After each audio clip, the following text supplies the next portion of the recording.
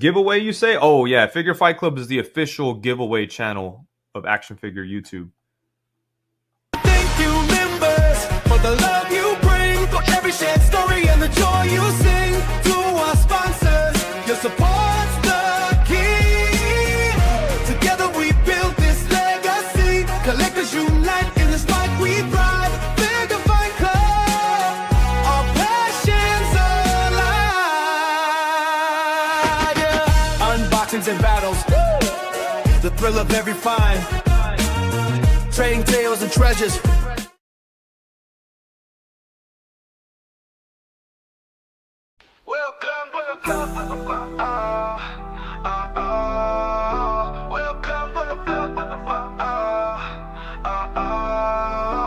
Welcome to Figure Fight Club, where collectors come to play. Discussions from relevance to hot toys shaped by collecting. Where pour a drink for yourself, collect your thoughts. Join us on this journey in action-packed talks. In the club, the fight is on. Action figures shine like the break of dawn.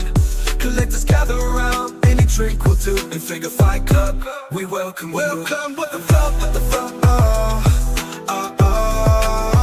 Welcome with the flow, with the flow. Raise your drinks up high and let's cheers. You're among collectors and like-minded peers. From stores to conventions, we take you backstage, exploring figures from modern day to the Stone Age. In the club, the fight is on. Action figures shine like the break of dawn.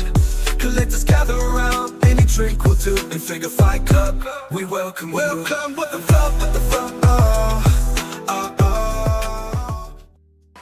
Welcome to Figure Fight Club, folks. Hope everyone's doing well. I guess everyone's gonna get ready for another snow day, because I know we're in North Carolina here, and they've already threatened like 7 to 10 inches of snow. So we'll figure that out. But before I bring out Lou, I've always kind of like pondered the name of this show. I was thinking, we've called it Figure Fight Club. That's really the name of the channel.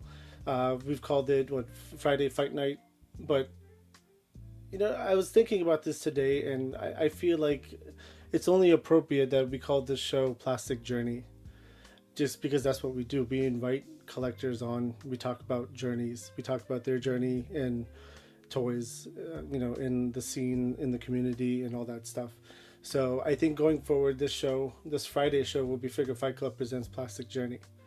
That's our interview show. That doesn't change, but I think that's the better title for it. But with that said, I want to welcome everyone in the chat. You guys are awesome. Thank you all for being here. And then also, let's bring out Lou. Welcome, Lou. What's going on? How you doing, Abby? How you doing, chat? Good to see everybody. It's a Friday night. It's been one hell of a day. Prepping for the snow, like you are, right? I'm sure. Yeah. Yeah, pretty much. Yeah. All right. Well, Talib couldn't be here this early. I think he was first in the chat, and he said I'm going to be late. So I took that as the cue that he's going to be late. I think he's going to be late. I think so too. But let's not let our guests wait any longer. Let's bring them out. Please welcome Toy Chase. What up, everybody? What's going on? How you doing, man? Good, man. Always trying to keep it upbeat, because we just got hit by a big ass storm. It hit us not too long ago, so there's a ton of snow outside over here in New York. So I've definitely heard. Like even my buddies up in DC, they're just like, man, there's already like 8 to 10 inches of snow outside, and they're like, we're getting more. I was like, great. So it's always looking forward to snow, right? I don't miss those days. Dude, we don't get snow in North Carolina, so this is really weird. Yeah, that's true. Oh my goodness, man. And like any sign of snow, it's like it turns into ice, right? That's really what happens. So like my entire front yard right now is like a sheet of ice on the grass. It's hard ice. That's all it is. Yep, my backyard's like that. It doesn't get enough sun, and that's exactly what it is right now from last weekend. I lived in Houston, Texas for about 11 years, and that was a good time because you never saw snow. But we did occasionally get a little something, But it was weird because here in New York they'll put salt everywhere. There they're putting like gravel and like dirt on the floor. I was like, what the hell's going on here? But it was interesting. But yeah, I had a good time in Houston, man. So H-Town, much love, man. Right Yeah, on. definitely. I would like to kickstart the show with thanking Cool Ray 420. Thank you very much for gifting one Figure Fight Club membership.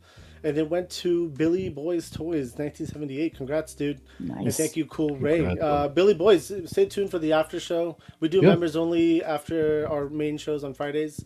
And we are the king of giveaways, right? So we do giveaways for our members always just because, they're the paying people. So, Lou, would you like to do the honor of hitting a button? Oh, Lordy. I would love to. Bear with me just a moment. I'm still a novice at this, by the way, so we'll see what we can come up with. You're learning. Yeah, we're learning. We got, I'll pick this one. Hey guys, make sure to check out Figure Fight Club. Good choice. Good choice. Thank you. All right. Cool Ray, again, thank you very much, man. We appreciate you. Always appreciate you, Cool Ray. Thank you. All right, so Toy Chase, welcome to Figure Fight Club and welcome to the Plastic Journey. Yeah, man. Thanks. My first question for you is, why do they call you the mayor? Ooh.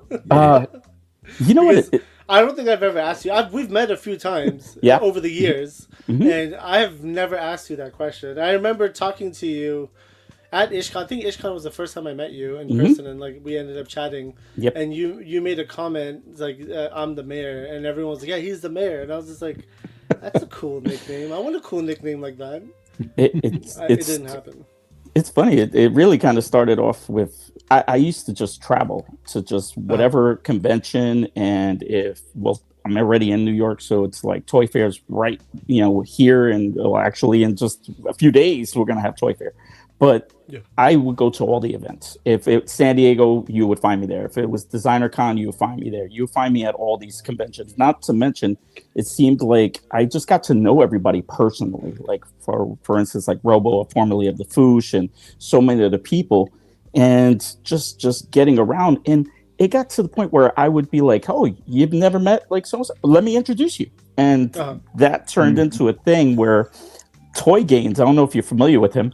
Who's Toy Gaines? Toy Gaines is actually one of the hosts on Yojo Jerk's channel. I don't know if you're familiar with Yojo Jerk. Yeah. So he's on Brian's channel, and Toy Gaines is one of my homies. So we do I do a toy show in Wayne, New Jersey, every beginning of every month. So you could always find me there, and I'm selling product. I'm there to just meet and mingle and hand out some hats or stickers or what have you to people, and before you know it, it was just Toy Gaines was like, "Dude, you are everywhere. You're the freaking mayor." And then all my buddies started calling me the mayor, whether it was Steve Blake Makes, Machu Toy, and everybody was like, "Dude, you really are. You're the mayor." Because the guys would come to me all the time and be like, "Who's that? Who's that?" And I would introduce them. And they were like, and I just seemed to know everybody, whether it was through YouTube or what have you. But then, just kind of, that's how it all kind of came around. So it just stuck. So it was all you from got Gaines. called the mayor and you got stuck. So Gaines is the reason why. Toy Gaines really kind of started it, and then Machu and the guys, and then little by little, because it was like D Blake Makes was always the mayor, really, and I can honestly say that, like, he even helped me come along within the community because. There were so many buddies of his that we all kind of like started hanging out because we all live so close to one another. And like, because I'm in the whole tri-state area. Like, for instance, some of the guys are in Staten Island. We have New Jersey. We have everything so close that we're all literally within 30 minutes of one another. And we all started hanging out. And before you know it, it was just a thing where, whether it was through YouTube or what have you, we all have our own personalities. And before you know it, it was like, damn, the community's been awesome to me, and vice versa, because I'm always trying to help with anybody and everybody. Just, hey, reach out to me. If I could give you a hand, I'm gonna try. That's good though, man. I mean, you're a good person in the community, helping Thanks, hand. man. That's what we need, right? That's exactly what we need. Just a little something, If I could do it, but some people ask some crazy stuff. You'd be surprised. Don't I know? Trust me. Be like, I get that totally, man. Just to the chat, you know, again, we're having this issue with StreamYard where the chat is not updating from the YouTube to StreamYard. So I apologize if we're not clicking on anything. I do see it though. Once it updates, we'll click on those and we'll flag some of the comments and things like that to bring up. But again, this StreamYard thing is being nuts lately. Yeah, It's crazy. it's frustrating. Yeah. But we see you guys. Thank you. Yeah. Exactly. So let's. Oh, you were gonna say something? Okay. You go ahead. You go ahead. So let's take it back all the way back to. Oh yeah. When did you start collecting? Like a serious collector, not like when you were like a all right. kid playing with toys. Well, of course, it's always right when you're young, but when I seriously got into it, my first marriage, I started picking up on some of the, like, remember when McFarlane didn't like just those toys that were basically had no articulation, but they were so badass, and some of those pieces were like from movies or Spawn, and I got into that, and before you know it, man, I got my Star Wars Jones back. I started going into Marvel. I started beginning, and then it got a little out of hand. I was like, okay, let me slow it up because I'm talking about we're going, like, I started getting back into it like in the 90s.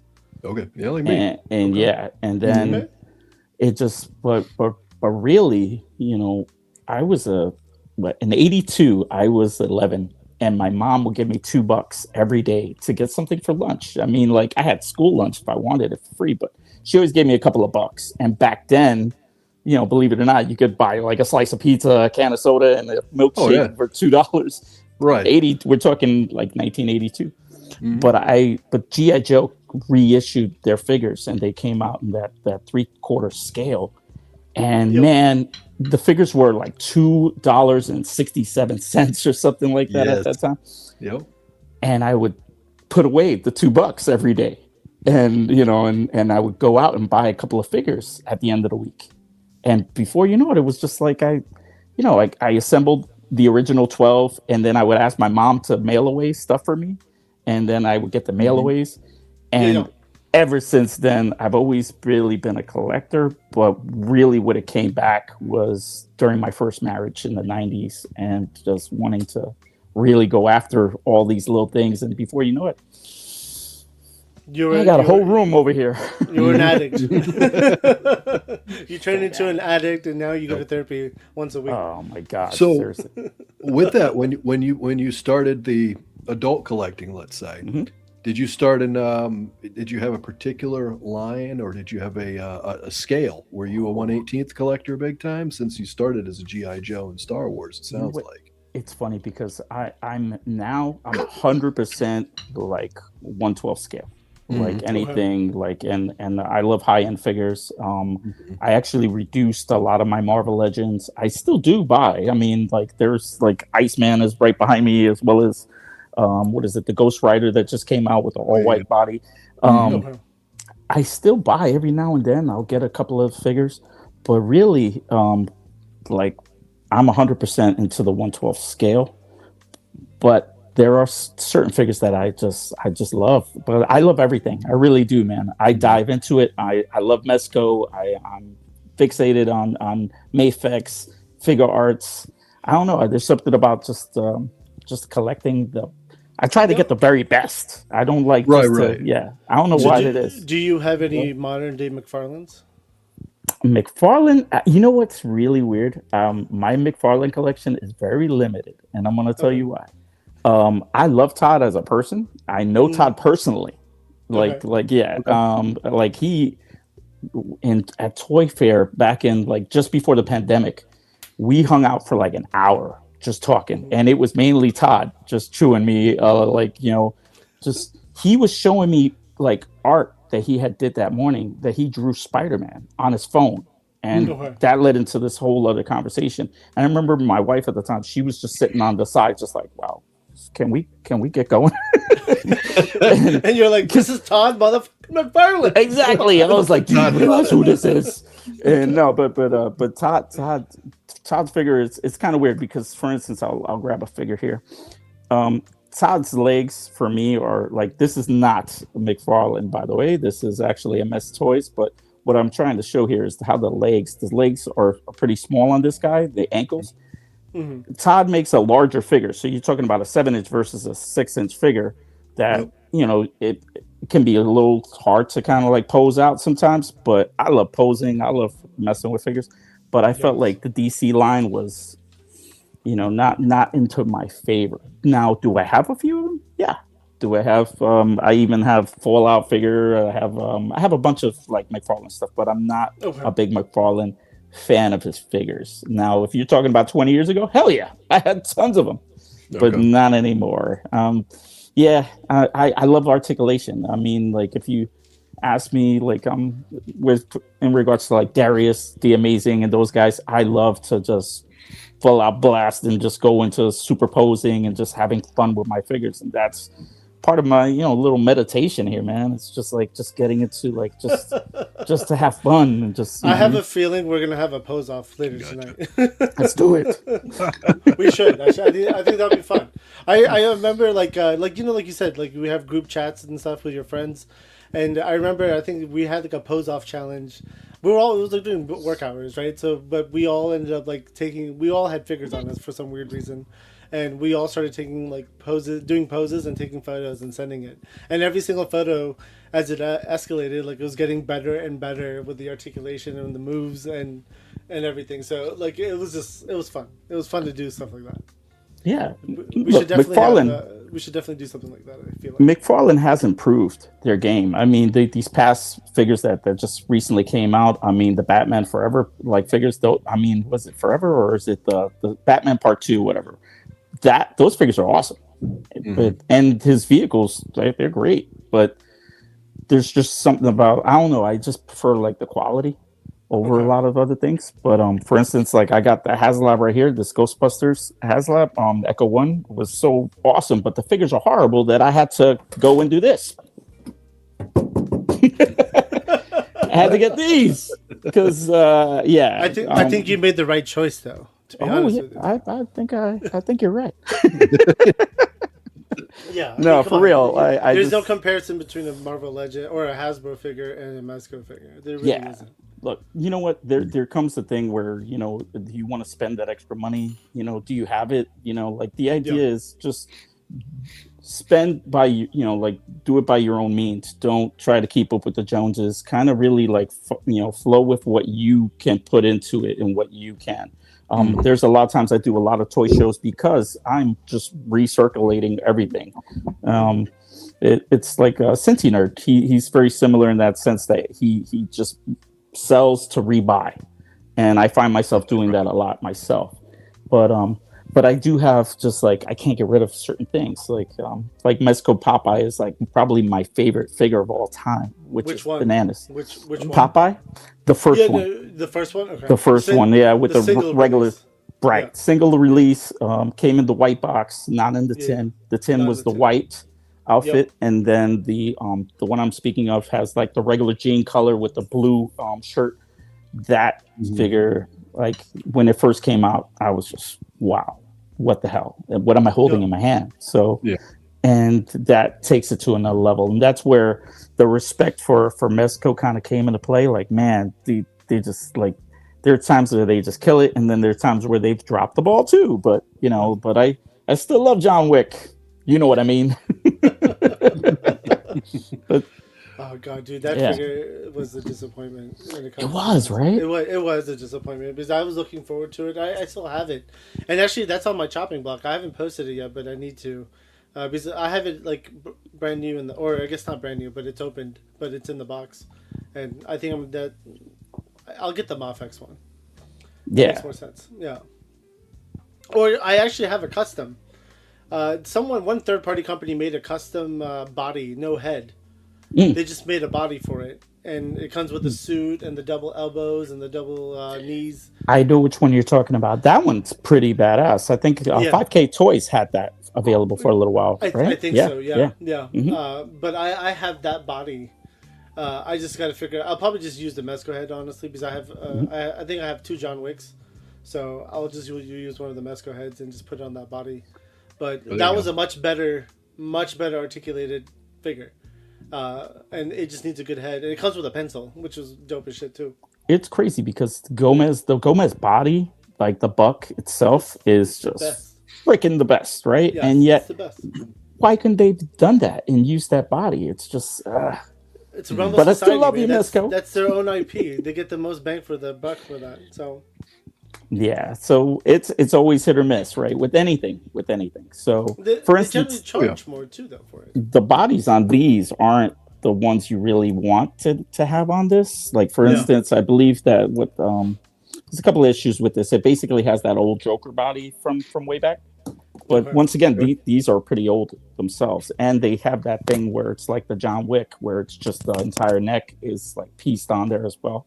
So Yeah. you got like when you remove it, it's like you're removing the neck piece, and it's you can move it around. It's just that you want that more It articulation. has that neck ball joint. Yeah. Yeah. Okay, Yeah, so I the get what neck you're and saying. head are one piece, basically. Mhm. Yes. Yep. Okay, yeah, that's limiting for sure. Yeah, Yeah. Hey, Like, it's actually not that bad. I don't mind it as much, to be honest with you. But it makes swapping bodies a pain in the ass because you gotta get like a neck piece to fit into that place. right. this Yep. was probably my figure of the year when it came to Mezco. The mobsters, like Sparky.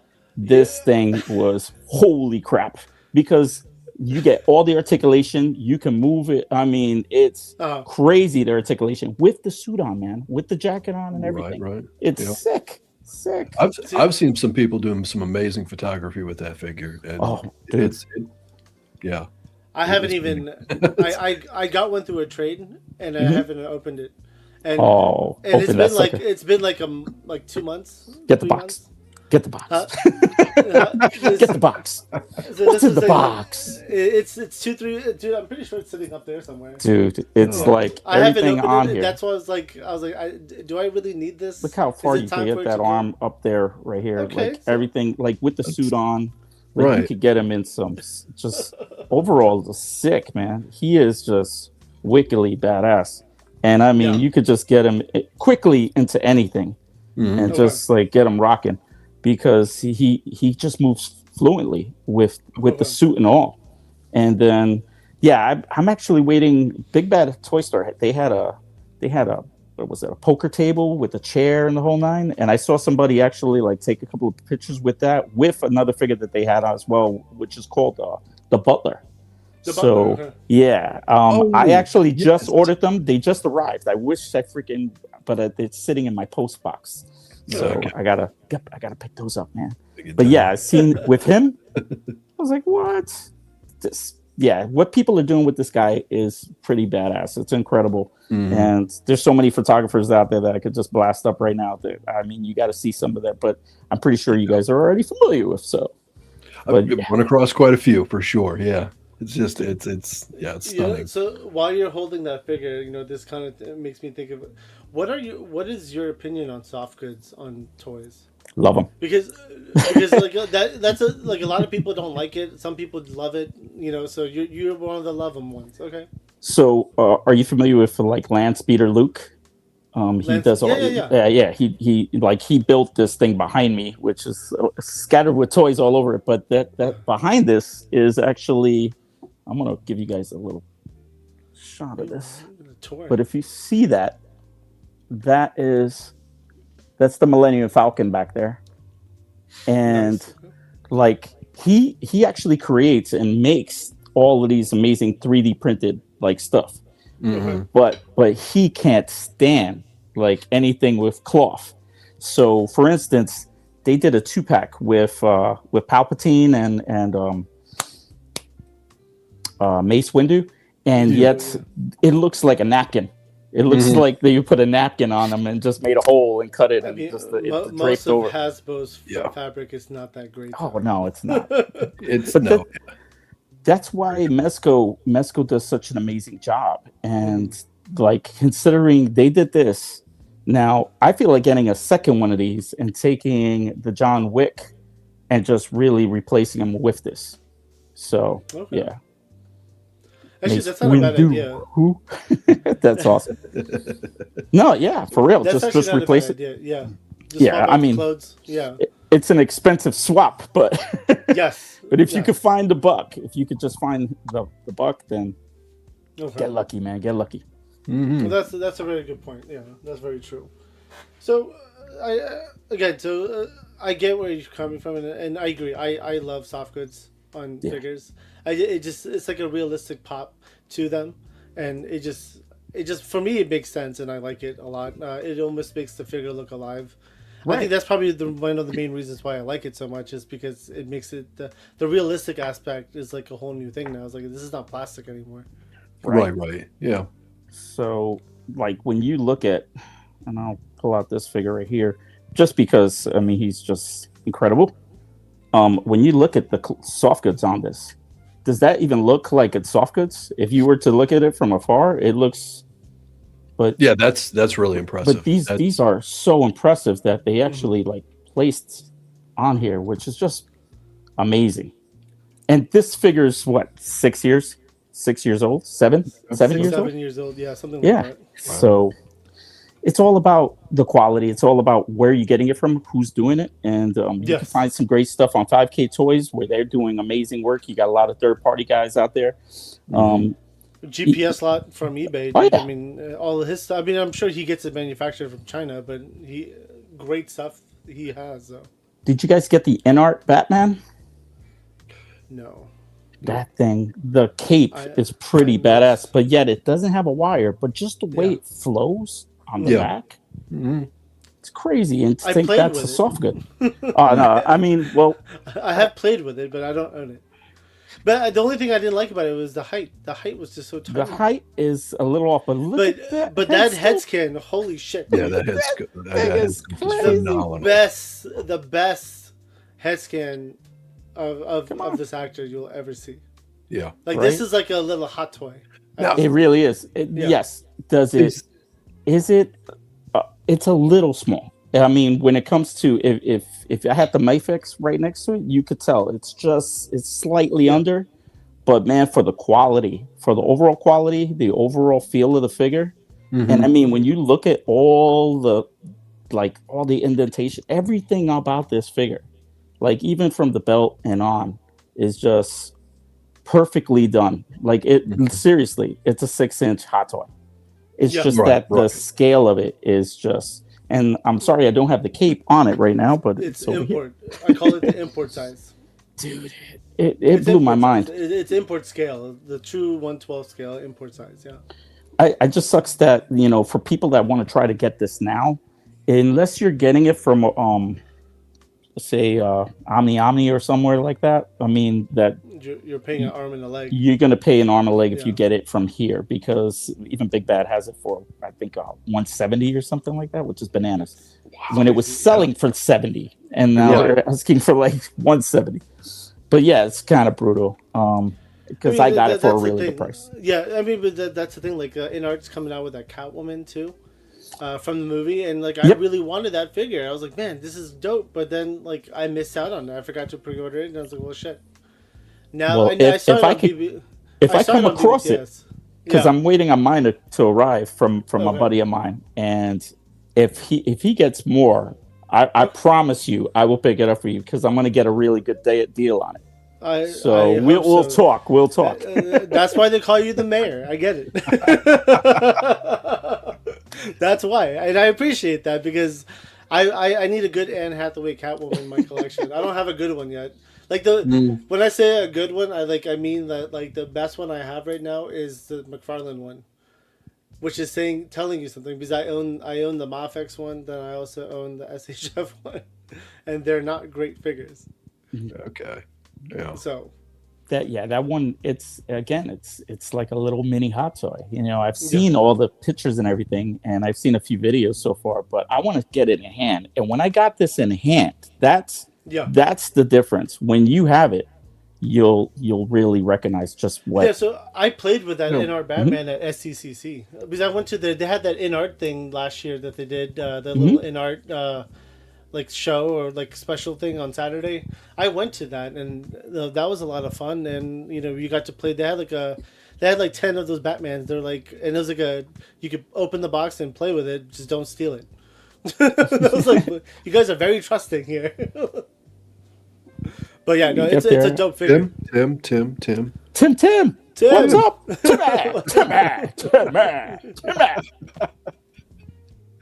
Timmy. I'm gonna keep calling you Mayor though instead of Tim. Dude, you call me Mayor. It's funny. Yeah, whether I get introduced when I'm live or what have you. Yeah, they just the Mayor. It always pops up. So, but after that, everybody's usually calling me Tim forever, like in the day. But I just love the community, man. It's so much fun because there are people I can honestly say that have become true friends in this community, and that's hard to find when you can actually say that, damn, like this person actually means something to me. Right. I think I'm with you. Yeah. Like definitely. Yeah. This guy right here and our other co-host Talib, past year, getting to know these guys, I truly consider them friends. 100%. Beyond just the screen. Well, we all spend time, even if it's here, right? We get a chance to do something that's quality. And I have family that rarely sees me here, and yet it's sad. But yeah, I spend more time with my toy family than I do my actual family, which is a little weird. But it's only because I'm live every week, or if not, I'm in a toy show, or I'm flying out to a show. So got you. So you're just hustling 24/7 almost. It seems that way. There are people that do it more than me, way more than me, because whether it's putting out videos every day or what have you, where that was something I was going to plan to start doing all these videos, and what happened was I just started appearing on everybody's show, and before you know it, I was hanging out with so many people because I was at toy shows, or I was a vendor at these shows. So it became a thing where people were just and then I was on live streams. I was either hanging out with them. If I wasn't on the screen, I was behind the screen, just chatting it up as the guys are doing on the chat right now. And it grew into something larger than I never expected it to be. But here I am, and I just love bringing that energy that everybody seems to feed off of me. So, and I feed off of this. So thank you guys out there, because you bring this out of me. Yeah. I mean, that's the best thing about it, though. I mean, that is the best thing about it. So you mentioned shows, right? So that was actually one of my other questions I had on the list. But before I jump into shows, I do want to finish one more question on the collecting.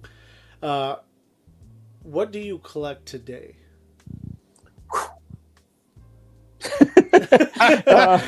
Maybe some of that stuff could have been. What don't I collect today? So you're similar to I am. Like I'll buy a lot of shit, like a lot, and then eventually some of it you're like, okay, I don't like this one, and you'll get rid of it, and then there's just more coming, and you like testing new lines out. You like looking at different things, and I like that. Yeah, you know what it is too. I don't like try to make it all Star Wars or all anything, but yet I have one of the largest Black Series collections. I can actually boast that largest Black. I don't know, man. All right, we might have to have a competition on this. You know what? If I need to do a video and just to throw it out there, because I see the guys and I love everybody that's into that Black Series community. But it's funny. I like to show off my higher quality figures, and yet Star Wars is like, I just got Grievous from Figure Arts, and it's awesome. It's a great figure. You know what? It's funny because I was opening it on live, because what we do at Grippin' and Rippin' is we literally grip and rip, meaning we buy new stuff and we open the box right then and there. And the idea is to literally like crack it open. Yep. And I did that. But when you're dealing with something that's a little more fragile than normal, and you're like, and that fear starts to come in, like, oh shit, I don't want to break this. Oh my god! Trust me, I have a lot of experience with breaking new toys on lives. Trust me. I knock on freaking wood, dude. I am so lucky. I've only broken one figure the entire time I've ever been live. And it was NECA. It was of course, right? Well, to be fair, But the thing is, I love NECA. Hey, look, I'm here in the area where I run into Randy a lot because he'll come by the shows and Randy Falk and yet I love Randy. I mean, like, but remember when NECA was just those like say 5-6 years ago where the plastic was a little more brittle. They've come a long way because they have. Yeah, man, I agree. You like, pick up one of those Sesame Street figures versus some of the older. Exactly. Yeah, I saw you got Bert and Ernie right there. Yeah, like pick up their newer quality is so much better than it was. But here's the thing, though: their older quality was even better than it was today. Like not like 6 years old, but like 10 years old, like 15 years old. Because, way back. Like I have some of their Street Fighter figures from NECA. And holy shit, dude, those figures can articulate. Like you said, you're articulation junkie. Yeah. So I was so surprised how articulated these figures were and how good they felt in hand. It was heavy. It boasted awesome articulation, and I was like, man, this is a NECA. The amount of NECA toys I've broken over the years, it's insane. So I was like no heat, nothing. I was just like messing, like doing all types of poses. And I was like, this is amazing. What did they do here? Why did they mess this up? Well, there's always a lot of issues you can have with certain companies because of the quality that I bring into the table. Super 7. Sorry, Brian, but I'm gonna have to go. Look, I do not hammer anybody. I try not to be on the negative side in regards to because somebody put their blood and sweat and tears into like creating and building these figures, and that's not my place. And I'm here to help defend that, if anything. But yes, Super 7, Brian, love you to death. But there's a few figures that I got where either the paint was like way off, or the quality was just really like, what are you giving me here? But you know what? You get what you kind of like.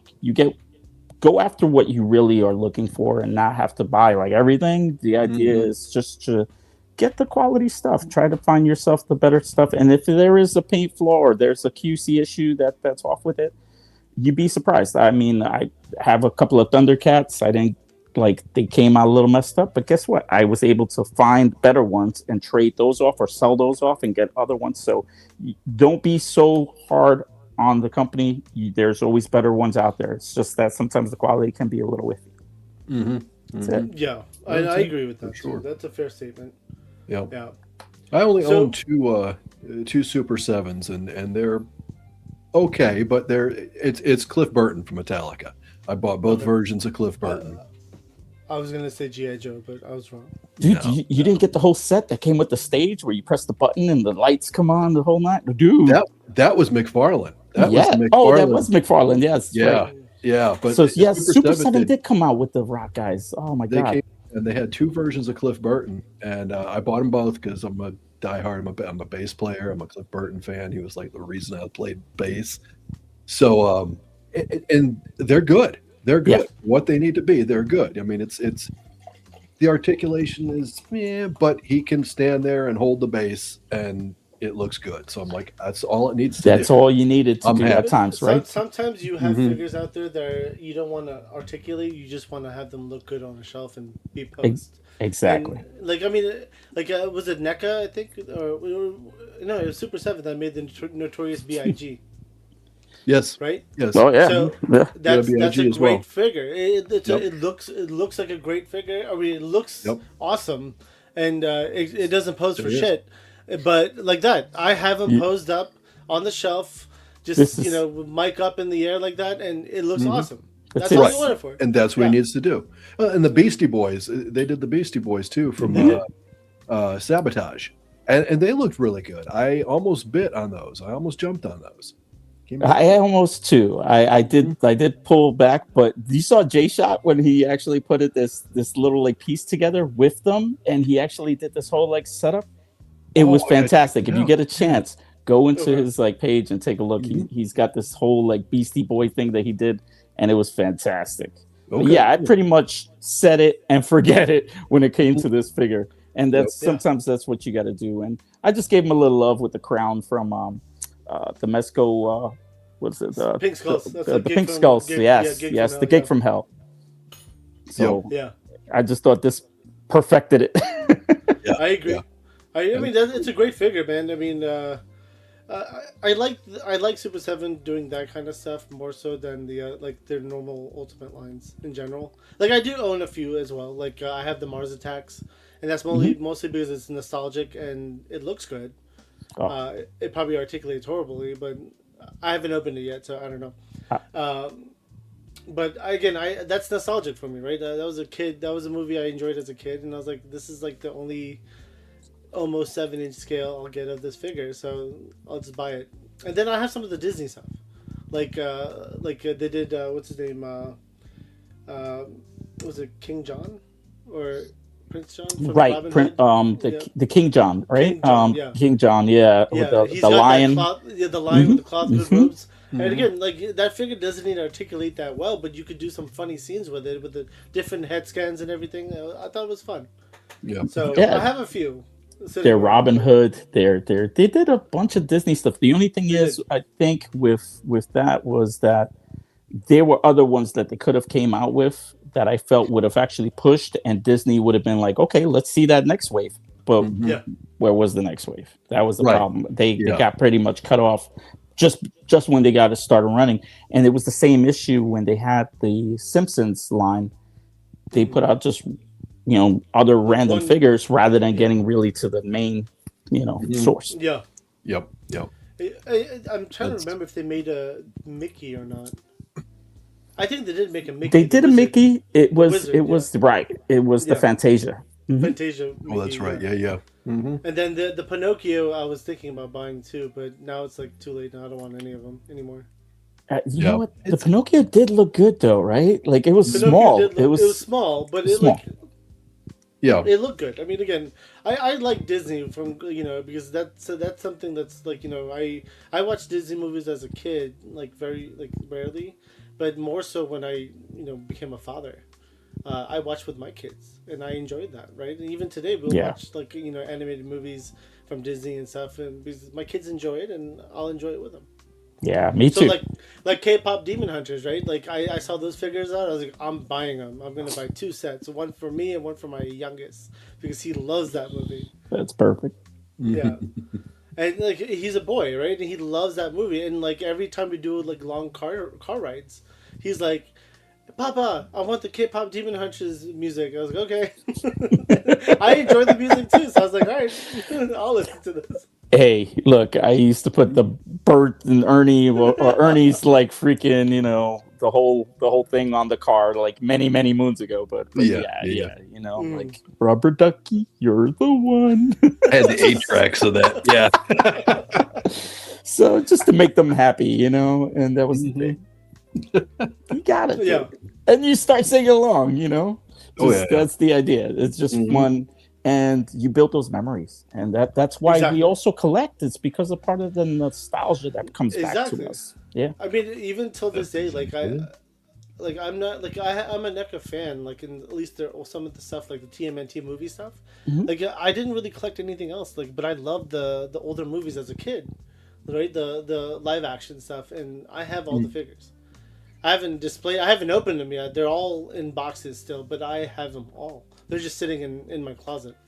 Well, I've got a bunch of NECA figures this year. This year was actually there 2 things I think were in my top 10, and one of them was a shark.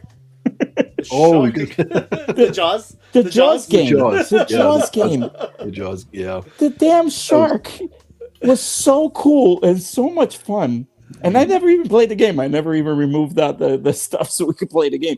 I just fell in love with the damn shark. Where I even took the hat from Woody, and I would do the little howdy, like just messing with people online. And just the other day, somebody was like, "Oh, Tim, can you do the howdy?" And I grabbed the shark, and I'm just like, howdy. So, but I'm in love with it.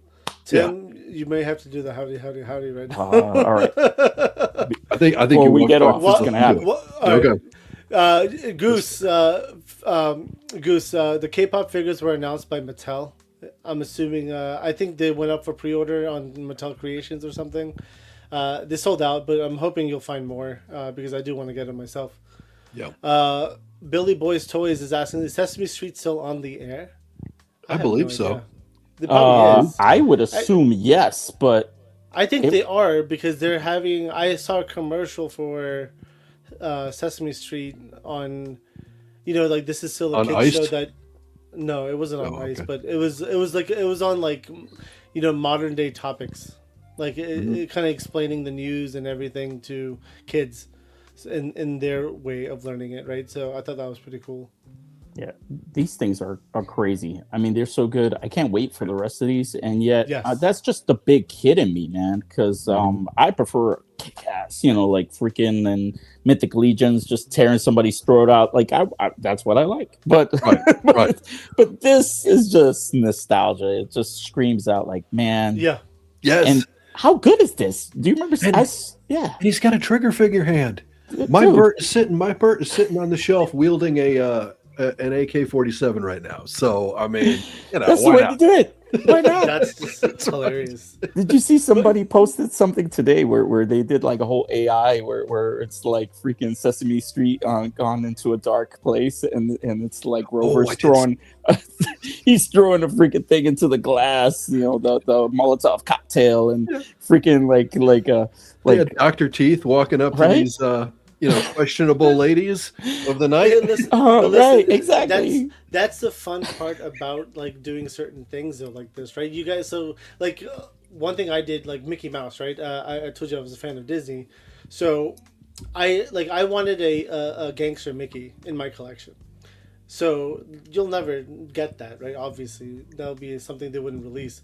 So I made my own. I ended up using one of the Pink Skull's bodies from Mezco, and I drilled out or dremeled out the head of a Mickey, like a small little Mickey toy that fit on the Mezco. Like I wanted that big head on the little body, right? So I got that working, and he had like a little smirk, and I was like, "This is perfect." And then I just gave him random ass accessories. He's got leather jacket on. He's got his black shirt that says like "Sex Mouse" or something on the shirt, and like he's got his ripped up jeans and like big black boots, and it looks great. And then I made a Minnie Mouse, like in leather. Then I made a Goofy dressed up in a red suit as a gangster as well. And then Donald Duck was like a Navy guy, like he had like a what's it called, like a blue blazer and khakis. See, that's So- part of the fun, man. That's Part of great. the fun. Right? You have fun with it, right? And that's really what I was kind of going with. I was like, this is one of a kind because there's no one else is making this shit like this. So for me, this is fun. Like I'm enjoying this. That's all it is, man. And that's part of the figure collecting as well, is that you can mix and match and create anything that your imagination kind of tells you, like, I'm gonna go with this. And why not? Why not? Just make it happen, man. And share it because we want to see it. So let's go. Exactly. Right, I right. wanna see this. It's your world, right? Enjoy the world, right? It's your world. Have fun with it. Now, you made a comment about 1/12 scale. That's the only thing you do. So you don't go near 1/6 at all. I have some hot toys. do? But So you do have some. yeah. You I- venture out a 'cause little bit. I gotta have, but it's gotta be like my main, like it's gotta be like the ones that just are my all in all, when it comes to that. But for instance, I have like Groot and stuff like that. But yeah, if it's somebody special to me, like an Iron Man or what have you, like those are the ones that I kind of get and then Star Wars, but I Wars. try not to get too heavy because then you're like, then all of a sudden I got like 40, No more 50 space. hot toys. Yeah, no more space. And That's now what I you're need talking about. I need a second toy room, Yeah, that'll fill up space real Which fast. is, I mean, again, like I keep going back to selling stuff. Like I need to sell because I'm officially out of room at this point. Like I have no more space, so like I need to get rid of stuff, and that's like my new focus because stuff is coming in. Like boxes are coming in; they're not stopping. Yeah. So, and I refuse to buy a storage unit. Just refuse. I just got what was it? 2 of those Sentinels from Hasbro. And yeah, and that well, they weren't a HasLab. It's weird, right? They were Right, basically like you order it, it was like a shows up, pre-order. boom. Or it was like that's a. I thought it was like Made made to order, right? made to order, right? Yeah, that's it. So, Yeah. yeah, because the HasLab stuff, I mean, there's certain HasLabs I've loved, and I got them, and then I was like, well, buy his tank, I really like you. and then I get something like the Snake, and I'm in love with it, and I can't, like, I wish I bought more, but then I'm like, okay, let me just put this one all the way up here and let you hang out. But when it comes to the room, I gotta minimize space. Even though I bought 2 of those big ones, and I got this guy recently, and I got so many like large items. And then I also love the fact that I have friends that are amazing artists, like Duarte Studios. Brian makes incredible stuff, and I have a lot of his things up on here, and I got all over. There's everywhere. I look there, I'm like, okay, there's a guillotine, there's trees. There's everywhere where I have an apartment here. I got all types of stuff, and he's made for me. And The more he's just important incredible. question is, do you have the strip club that he made? The strip club? No, not the strip club, but he has made some really crazy stuff, but no, not a strip club. Yes, he has made some crazy. Dude, I own a lot of his prints as well. He has made some cool stuff for sure. 100%. I've actually had the pleasure of helping him with stuff and going to his house and then like helping him create stuff, and it's just bananas. And what was it? Like I got his Street Fighter Dio as well, like the first one that he did, and it's so badass. And it's sad because it's just sitting in a closet right now because I'm just like, I have no space. Thing is huge. Yeah, that's very true. It is large. Yeah, it's big. Did you get the cherry blossom dojo? The cherry blossoms trees? So he had one, and I got an extra one to go with the cherry blossoms because it just looks fantastic when you have 2 cherry blossoms trees, and then it has the bridge, and then it's crazy. And I got something of that somewhere nearby. But anyway, dude. I mean, he even made a little throne for my Mezco Doom. Dr. Doom. And it's crazy. Just the little things that he does also are fantastic. But and then there's so many other people out there. Yeah, I know. Yeah, that's exactly it. I mean, I had HVX Customs. Well, he built for Hobby as well, and he built out some stuff for me for. Well, I'll show you real quick. It's a couple pillars with yeah, and you know, this is lights up. Well, if I can do it right. Light up. There we go. Oh, there you go. Hell yeah. And these have been just great for photography and everything. Oh, that's and so cool. He threw in a base for me, which is just gorgeous. It's like this. I don't have it in here, but yeah. So I mean, all that kind of stuff. There's so many like that, and it was just simple. You know, I've kind of gotten it. Well, I've gotten to know Jimmy with HVX through Hobby, basically, and I just reached out to him on Instagram. I said, "Oh my God, I love that." He's like, "Oh, I can make you one." Yeah, I mean, I bought it, but nonetheless, he's one of my phenomenal. He's definitely one of my go-to diorama people, mostly because, I mean, he's very talented. Like, he's very talented, and his prices are always fair. Like, very, very like, fair. honestly, there's a lot of customizers out there. They do amazing work, and it almost feels like he doesn't know his own talent sometimes because it's like, how much?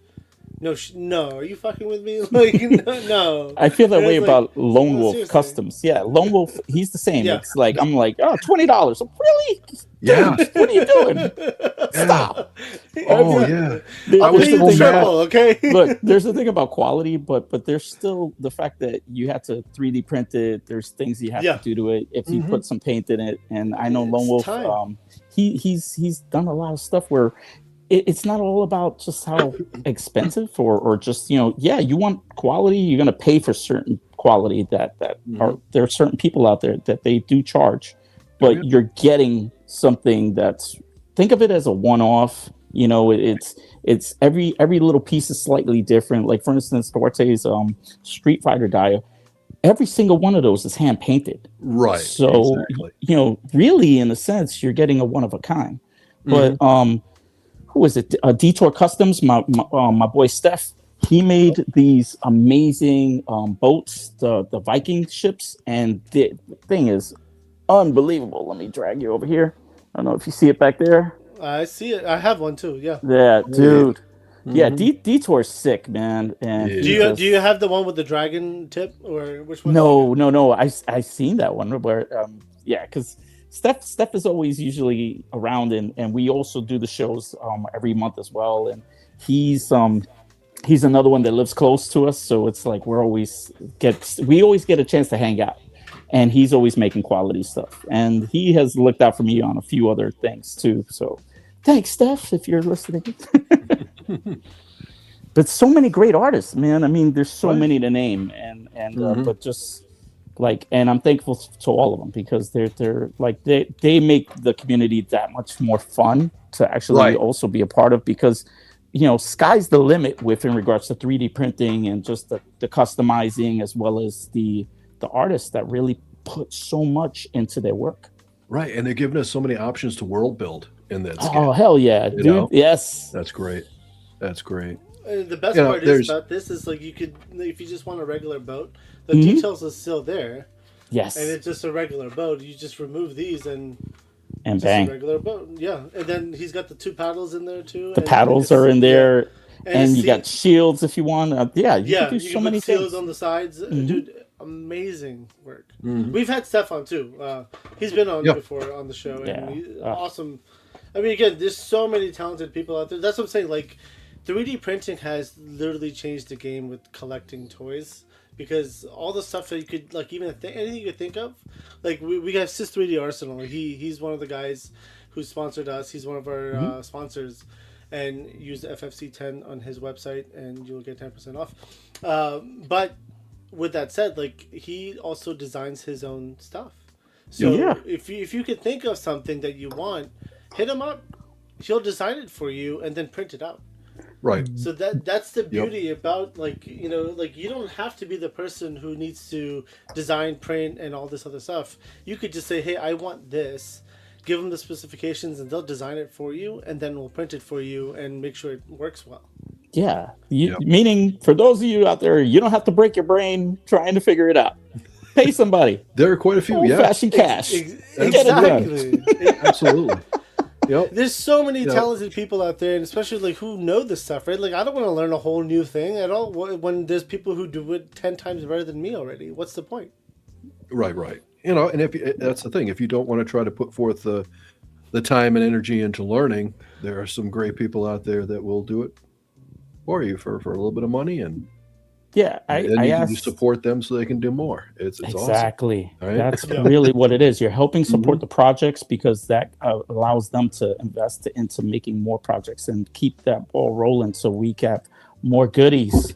We need those goodies. Yes. Check this out. 100%. Oh, that's a radiator. Radiator. That's a radiator, and you can see right through it and everything. I watched him put this on the computer and actually, like, just spread out just the spacing of every little part.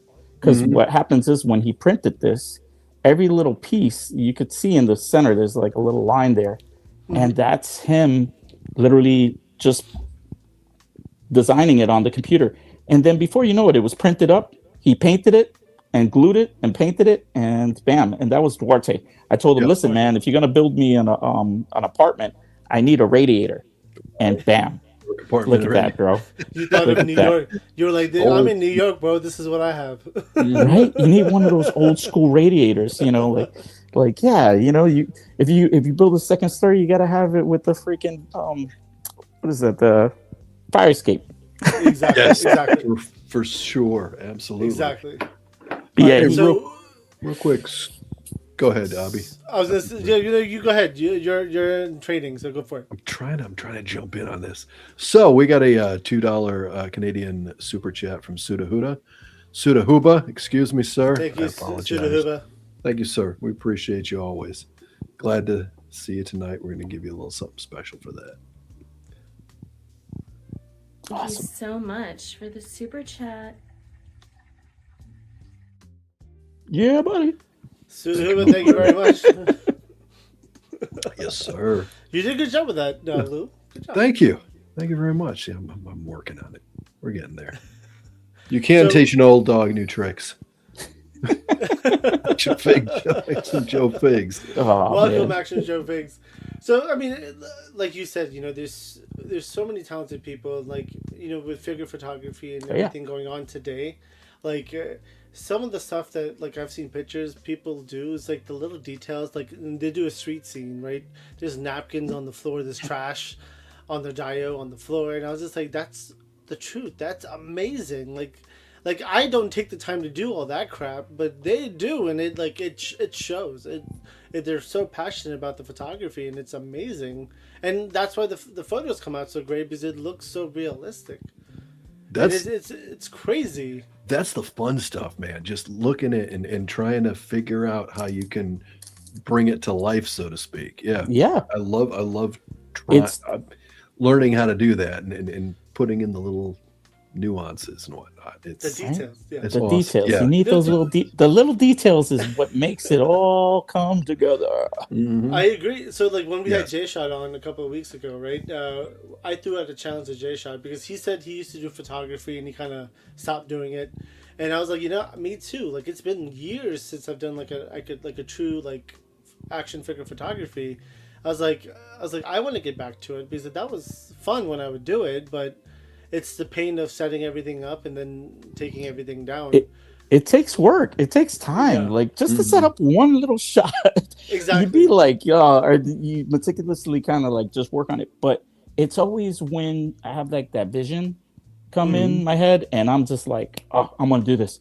But you know what happens is that you want certain little pieces in that picture and you try and you kind of you have to find them.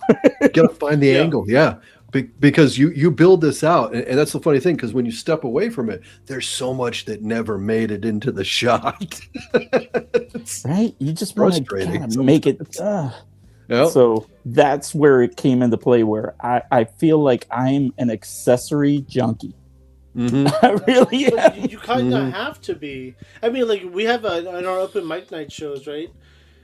Tristan El Jefe Gigante is one of the guys who shows up on a weekly basis, and most of his pickups are all accessories, 112 scale accessories, and he's showing off these coolest little things that enable everyone in the chat and even on screen, like, dude, I need to buy this. Where the hell are you getting this stuff from? And it's amazing because like it's all stuff you want for the little detail shots. That's what you want, right? So dude, again, like the photography, then even just toy collecting in the modern day has changed so much, and it's insane of what you can get, and like even of what you can think of, right? In general, magnets are have started to being used on toys, which is cool as crap. Like whether it's hair pieces, face pieces, or weapons attaching to the backs and all that crap. Amazing, dude. They've done really great things with the technology and improvement. What I kind of make people kind of like, what I try to do is also push people to do it. Just make it. Like there's a guy who does videos on YouTube, and it's Can I Make It, right? And he just puts a little extra paint or what have you, but he brings those figures to life. Like he'll get a regular Marvel Legend and really upgrade it, and sometimes he'll use like a little magnet in there and just kind of but just do it, man. Just get a little time, and it's therapy, bro. It really is. It's just like you're there, and it's like a model kit or anything like that. It's just you sit down with it, and before you know it, you're like, damn, I built that, or that that big thing took me forever to build, but it's here, my Lego piece. See, I suck at painting personally, so I don't even try. I have all the stuff. That's not true. I don't know if I suck or not, to be honest with you, because I haven't really tried, honestly. But I used to feel that way. What did I paint? I used to feel that I used to be that way. That was me. Used to be me. That is me, and it still is me. But it's also the pain of like I don't want to take out all my paint stuff and brushes and all that, and then put them away. I painted this. All right, this was a model kit, right, from the Star Wars, but this is actually painted by myself. Dude, that's great. Very good. Wait, let me give you a little. It's really good. Yeah, dude. And I literally hand painted this myself, and yet I can't get the best image. I don't know why. Come on, hold still, stay with me. But I surprised myself how I put all the little details in there. I went in his ears and made the little like just adding a little texture. Doing his nails. Yeah, I painted somebody's nails. Never again, but I'm a guy. All right, we were like playing. Yeah, let me put on my roughly manly voice. Like, have you ever shaved your legs? No, never. All right, so we're gonna keep it that way. But seriously, I put a lot of love into this thing, and even just the back. It shows, though. It shows. It looks good. You can see the wash on the back there. Yeah. There's a lot of good shading there. But I painted this years ago. So when this originally came out, and we're talking about before the pandemic, and yet this was just me just going for it, saying, you know what, I think I can do this a little bit better, because the idea is do a wash. But if you ever did a wash where you ever see some people like you see the drippage on there. Yeah, you don't see any of that, because the idea is it's just making sure you really go back and hit it and just removing that paint. So once you give it that wash, you want to just use that dry paper towel or what have you, or whatever you want to use. Sometimes a sponge actually works as well, dry sponge, and just kind of work it in and get it to where you like it. If not, go back and clean it up, clean it off, and go back. If you don't try, you're never gonna, So do your, 100%. For anybody out there, you can do it. All right, that's my ratatouille for the day. That's me being chef, right? You too can be a chef, or do it. Just do it. You can do it. Do it. And that looks awesome, though. You did a good job. Yeah. Thanks, man. Thank you. Matt with 2 T's, thank you so much for using your 10 months, wow, member chat. Finkel is Einhorn. Oh, go ahead. Finkel is Einhorn? Finkel is Einhorn? Is Finkel? Muted. That's perfect. It's all about the community, folks. That's great. That's how to do it. Now I'm gonna go into the shower and do my Jim Carrey while listening to the Crying Game. Just so I feel dirty. So again, to remind the chat, I apologize. StreamYard is acting buggy, so the chat's not fully updating just yet. It will. We'll get to it. And Yojo Jerk has jumped into the YouTube chat saying, "Hail the toy mayor." Thank you, Brian. What's up, my bro? I would click that, but I can't. Yeah, we can't bring that. Welcome, Jerk. No, hell yeah, man. Yojo Jerk. Good to see you, brother. Yeah, but like you said, there's just you now it's you go to a toy, especially Legion's Con, right? This is a great example. It's customs, it's dioramas, it's literally like a 3D print buffet. You could find whatever you want at Legion's Con. Essentially, you could find all of it.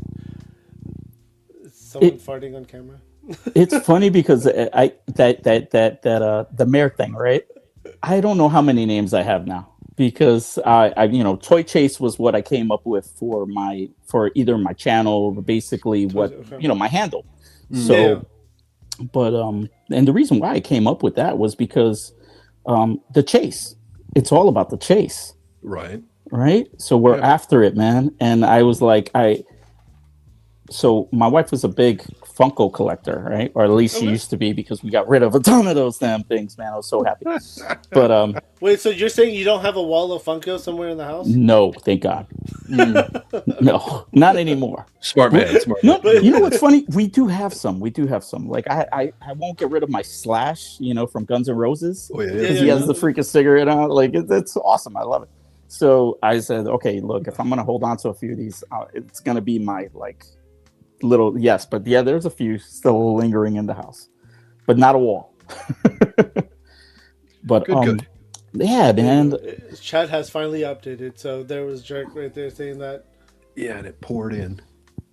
See, love it, man. Thanks, dude. Hell yeah. Shogun saying, I feel I made a custom Marvel Blackheart and painted it fully. Hell yeah. That's the way to do it. You know what?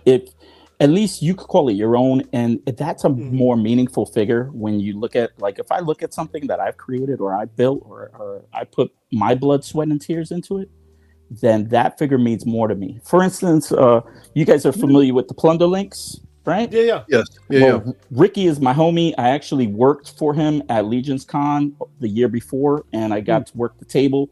And Ricky is one of the homies, so I got a chance to really represent the company. And he wanted to get me a figure or something. He, just as a gift. And I was just like, no, it's cool. And he was like, wait till your wife gets here. I'm gonna get her to tell me what you want. And I was like, stop. I was like, so at the time they had the armory going on. They had one last year as well, which was the Gladiators. This last year before that, it was like Knights. So he goes out of his way, and I told him, listen, just why don't you make me something?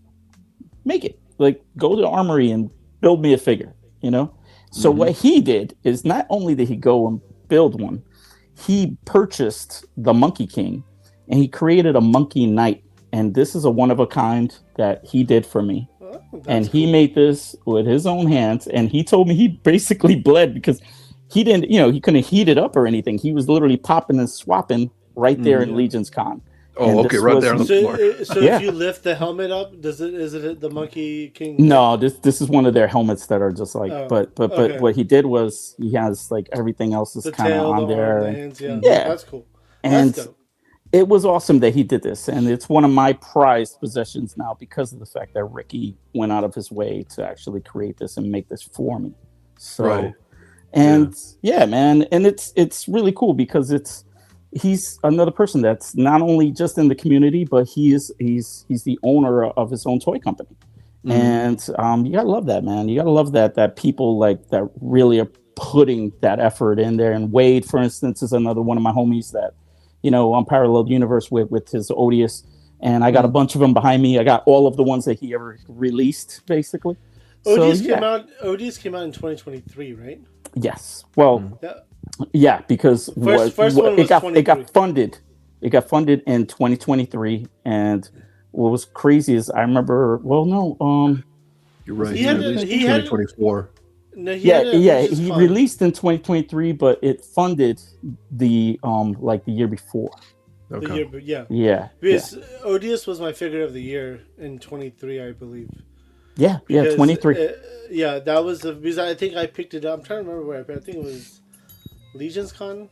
I picked it up at, and I couldn't put it down. It also traveled with me for months.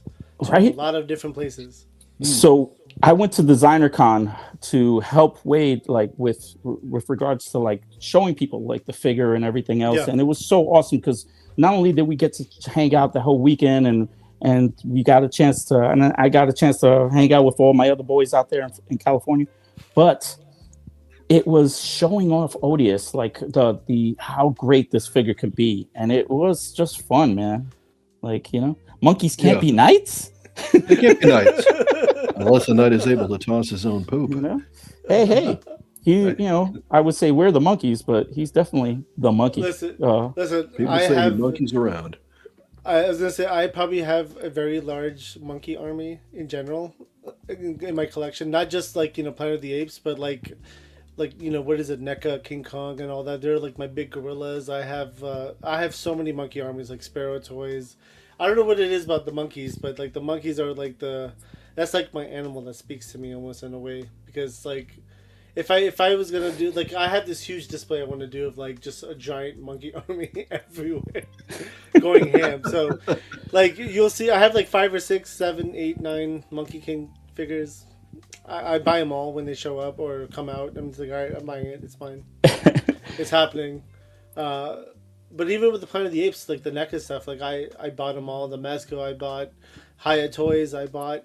So I'll continue to buy them. Yeah. Sparrow toys, I bought them all too. So. Planet Apes is always like, near and dear, especially growing up in the 70s.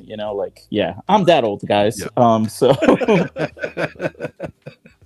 it's funny because Jay Shot he jumped on Wednesday and on our live stream, and he's like, hey, old man, what's going on? He just threw it out there, and I was like, hey, what'd you say? But Yeah. We're nearing retirement age. It's wonderful. Hey. It is, yeah. So Goose has a question. Goose likes to ask a lot of questions, so be warned. I flagged all Go for it, of man. these questions. He said, "Hey Mayor, it's time for some Goose question. If you could live in any..." Hang on. Goose had to dip for a minute. Do we still want to ask this question right this moment while he's out? He's out. Okay. Yeah, I guess I he's could out. wait. I could wait. Yeah, just I'll we wait. want so Goose can I'll have wait. the experience of the answer. Exactly.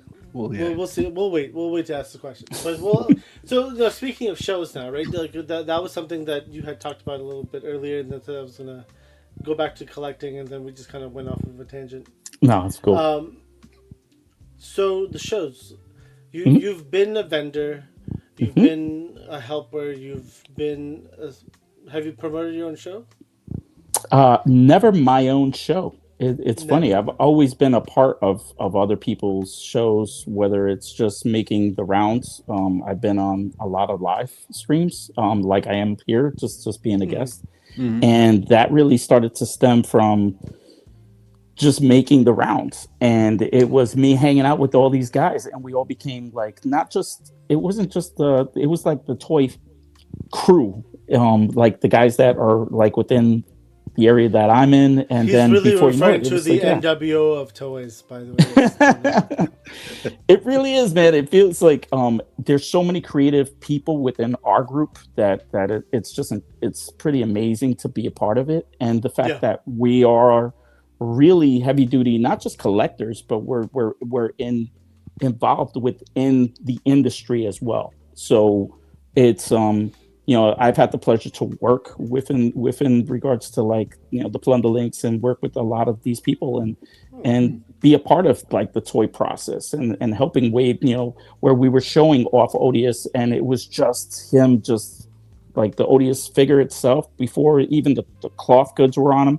But we wanted people to get to see the articulation and how impressive it really can be, and that was the focus. We wanted it to have that kind of Mafex feel, where you could really get it into just about any pose and feel comfortable with it, and not feeling it was like, fragile. We didn't want the fragile sides, you can actually mess with. He killed the figure, dude. It was an He did it, amazing yeah. figure. Articulation-wise, it's still one of my favorite ones to play with. For sure. Yeah, dude. It's just fun. I mean, I have like two of them just hanging out back over here, just sitting down, just chilling out for the ride. Yeah, but definitely. But it was that, and also seeing my friends also get involved with the community, and people like Adam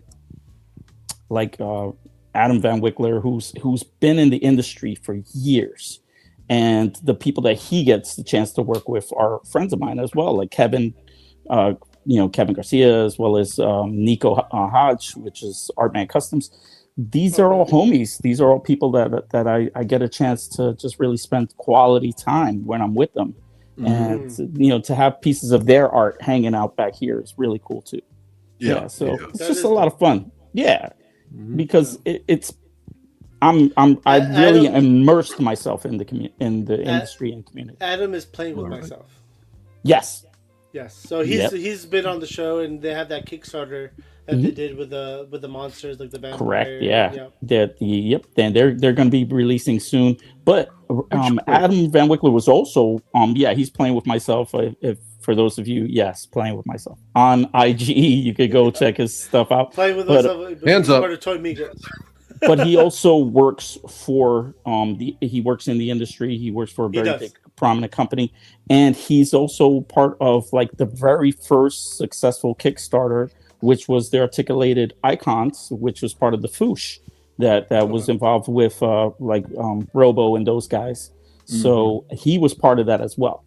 So Adam's been in the industry a very long time, and also somebody I truly can call a friend, and he's just amazing. Yeah. Nice. Yeah. No, he's a very nice guy. Yeah. For sure. Yeah. He's part of Toy Migos, I believe. Yeah. He's part of Toy Migos. Yeah. Oh my God, those dudes are awesome too, man. I mean, I got so many guys on there, and one lives nearby me as well, who's like, oh my god, it's crazy how many people we are around. Like, well, myself. I like all of them, like especially Cheney. Cheney's a good dude. Yeah, he's out in Cali. Yeah, Cheney's fun, man. I mean, you know, we'll hang out, we have drinks, and we get a little like, yeah, we just have a good time when we're hanging out. That's awesome. That's wild. Was it Ernie? Not so much so. Well, Ernie, man, I remember him telling me a story. Maybe I'll tell you this off the camera, but yeah, something happened to him out in San Diego, man, and I was just like, man, I would have punched that guy in the face because he was kind of pushing him on the line, and I was like, oh, but he was like a monster, and he was like freaking like he was just a big dude, and Arnie, you know, like he was much smaller than the guy, and I was like, dude, just tell him to come outside, you know, like we're outside. Look, I'm not a big guy. I'm 5'8", but I will bring it to anybody that puts their hands on me. Maybe that's that New York attitude, but that's where the mayor stops. That is 100% a New York attitude. That's when I'm not being married. I don't mind Ernie at all. I always joke about it though, just because we have a little inside joke. Because Ernie is wow, one of my fingers just fell. Ernie is TFFC, is you know, the Fallen. Yeah, the Fallen Fett Chronicles, right? Yes. And I made a joke on their show. I was like, "Oh, look, the Figure Fight Club. Like, I'm the OG because I've had it before you." And then he was wearing the hat TFFC. I was like, "Thanks for repping my brand, dude. I appreciate it." Oh man, that's perfect. Now he hates me showing up in the chat. Wait, were you on the show or was it through the chat? It was through the chat, but I showed up on the show once. They invited me once on a Tuesday. I just wanted to see Ernie's face for that one. That would have been perfect. Oh, but, I invited him on the show. He has refused to talk to me. So I was like, all right, then. Ernie's a good guy. It's funny. I was making a joke. Come on. It was all out of fun. Nah, Ernie's awesome though. It's crazy though. He feels that way. But that's all right. Don't worry, Ernie. It's okay. Maybe I can convince Ernie. We still love you, man. Come on. I have a way with people. I don't. Good like not at that. all. Yeah. I am not a people person. Oh man. So, hey Goose, are you back? Is Goose back? Yeah, Goose, if you're back, say hi. We're trying to do your some of your questions here, but we want you to be able to get the live experience of the answers. So, but while we're still waiting for Goose to come back, Goose is here. Oh yeah, he is back. Okay, cool. So I have flagged all of these, and let me go find them again. All right. So first question from Goose was: if you could live in any fictional universe, which one would you choose? Fictional, man. See, it was weird because the first thought was like something crazy, like freaking Flintstones, or like some stupid place. So but no, I don't even have I don't even have any Flintstone I'm getting a couple. They're coming. They're coming. Not yet. Way to go! Thanks, Jada. Absolutely. You know? And a big wave to my boys out there.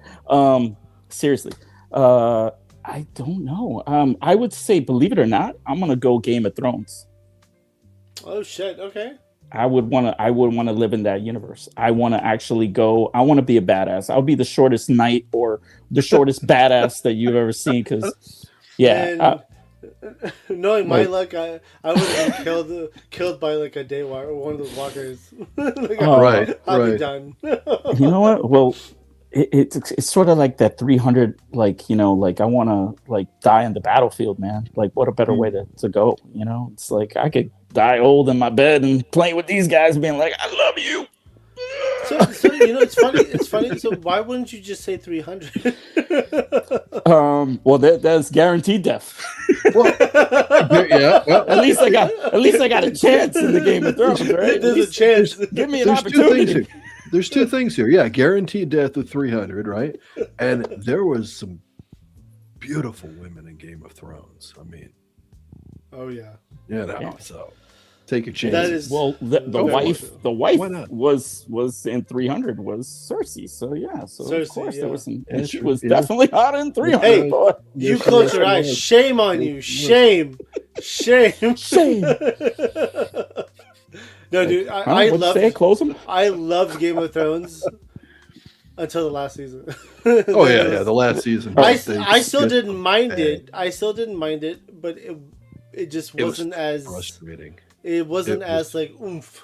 You know what's crazy? I rewatched the whole season, and I found it like much better. It was kind of like it's like when you just kind of like just rewatch something and you kind of have a little more appreciation toward it. Yeah. That's how it happened, because I was kind of pissed off. I was like, wow, what the hell? She flipped out like in 3 seconds and I'm gonna burn the city and now I'm gonna just like kill everybody, and then before you know it's like, I'm dead, and now throne burned. Bye. Yeah. Everything felt wrapped up very, very quickly and hurried. So we gotta go. Yeah, exactly. Couldn't stretch. It couldn't add a couple more episodes. No, anyway, we will. Yeah, I only want to live that era. You know what I mean? Yeah. Like I want to go into like the cowboy era. I want to go like if we could come on, let's go into the DeLorean. Let's make this happen, man. So this what you just said kind of goes into the next question from Goose. Go. If you could be an action figure for a day in their universe as that character, who would you be? Well, as long as I get to come back like Toy Story and be alive while you guys are sleeping or something. An action figure for a day. Who would I be? Man, in their universe. Those are great questions, Goose. In their universe? In their universe, yeah. Yeah. So if you're like Toy Story, you want to be Woody, you'll be in that Toy Story universe. No, I'm Ham. That's it. Just want to be obnoxious and kind of like or like Mr. Potato Head, just have that sort of like just because there's an evil side to him, man. That's like true. I love having fun, but I also I could be a little like sinister too, because of the fact that I love making fun of people. I go anywhere and I'm just like, I will point at something and just make fun of that person to death. But that's something I just love to do on my own or with my boys. We're just goofing on something. If we see something, bam, bam, bam. And I love, like, for instance, Jay Shot's humor because he's quick wit. So he's able to spot something and bang, and he just hits that. And we're all like, we're dying because it's about catching the joke just when it happens. And it makes that whole thing much better because if you able to catch it, then it makes that just so much better. Did you choose a toy? I did not, because I'm lost. I'm trying to figure out what the toy. He weaseled his way out of that one. Wait, wait a second. Whatever am I in though? Where is it? What am I in? So that way I pick out the perfect toy. You choose universe. Yeah, figure for a whatever day. Choose. Ooh, yeah, figure for a day. I'm gonna be something badass. I'm gonna be Gomez, baby. I'm gonna be literally. And reason why, and mind you, it's off the cuff, right? He is his own character, and not only that, but he was created in New York. And being a New Yorker, if you don't keep your house clean, which I do because I have never seen a roach where I live now ever, and yet, right, there'll be one crawling right behind me. I see it. I see two right? of them. There it is. There's two of them. I see them. But growing up though, oh my God, like it just seemed like the area that I lived in, it's like you would like they'd come through doors or what have you, and then you're just like, it was the worst. But you could kind of like catch them, and even when I was in Texas, there were roaches like in certain areas, and it was like, freaking little pest. Yeah. And that's part of that whole thing with Gomez is that he represents New York, and he's their honorary guy, and that would be me, because I would just be like I think Gomez is probably one of the best figures ever made, period. And yet I agree with that. I mean, this is my baby, but man, the Gomez figures are just incredible, and yet people can't stand them. There are a lot of people that don't like them. Well, people don't like the bug aspect. The bug aspect, yeah. But like, if you just honestly just pop a regular head on them, and then use your articulation, and holy shit, dude, it'll be the best figure you will ever play with. Mm-hmm. Yeah, all in all, the figure, the body, that buck, man, like he is just, and that's where I would probably be that figure for the day, because just imagine, having all that freedom to just move your body the same way we do every day. So here's my add-on question from Goose's question. So you picked Gomez. Which Gomez? Oh, I'm going to be the Lone Roach because I like baggy pants and I like to do MC Hammer all day long. And you like Asian women. I like it. Right? That's it. I want to do MC Hammer. I want to be like Hammer time. You know, in the Hammer time. I said Asian women, but okay. Yeah, I've had a couple of Asian women in my day. I went to my high school, and then I transferred. Both high schools were right by Chinatown. So literally, Mary Bertram and Seward Park were literally like I was right by Chinatown. So Gotcha. growing up in the Lower East Side of Manhattan. Mm-hmm. Yeah. All right, real quick, and Abby's gonna be pissed at me for this follow-up question Go for since we're on New York. Come on. Yankees or Go. Mets? Really? We're going sports? I'm a Come on, diehard. bro. I'm a diehard Yankee fan. Oh, man, Jets or Diehard Yankee Giants? Thank you very much. I am a Raider fan. I'm a Well, diehard, we had Yankees. We'll stick with the Yankees. I'm I like a it. diehard Raider fan from the 70s because my dad was a huge Jet fan, and I always loved the Giants of the 80s because that I could still Barstone's name the era. defense. Yes. I could still name you the defense. Yes. That's crazy. Jim Burt, like playing center, like literally Banks, Reasons, the greatest freaking LT. linebacker ever, LT, the greatest. Mhm. And you're talking about just those defense that won 2 Super Bowls, dude. Like Giants still have a place in my heart, but the Raiders are my I'll bleed black and silver. Silver and black is my way to go. Okay. Right on. Right on. Oh. So All right. what about Knicks or Nets? Knicks, baby. Is Nets. Nets even still around? Nets are in Brooklyn, man. They're in Brooklyn. Barclays Center's They're in really nice too, bro. Okay. It's It is. really nice. I've been to Barclays Center for a wrestling event. Okay. Yeah, it's cool. All right. So last question that I flagged from Goose was: do you Sorry, buy guys. toys for your toys? Yeah, it's called accessories, baby. And actually, I got a few little toys that are like small. They little make fit- the yeah. miniature size ones Yeah. that are Yeah, they I got- fit 112 really well. Yep. I know I'm gonna drop a whole bunch of shit, so That's I'm why I not even love- gonna yeah. dig in there. There's Yeah. little, there's Yeah. little Those action figures that are actually on card that I have. Yeah. Yeah. Everyone That's why I say love hi when to you Mrs. have Figure those- Fight Club. Hey. Hey, Mrs. Figure Fight Club. Good to see you. Thanks for coming out. I'm so sorry. Hey honey, hey honey. Non-Indian. Asian women are the best. Indian or Asians. Everyone forgets that. That's so It's so bad. funny. It's true. Oh, you are 100% accurate. Oh, Yeah. geez. That's Indians so- or Asians, so much. honey. Oh my god.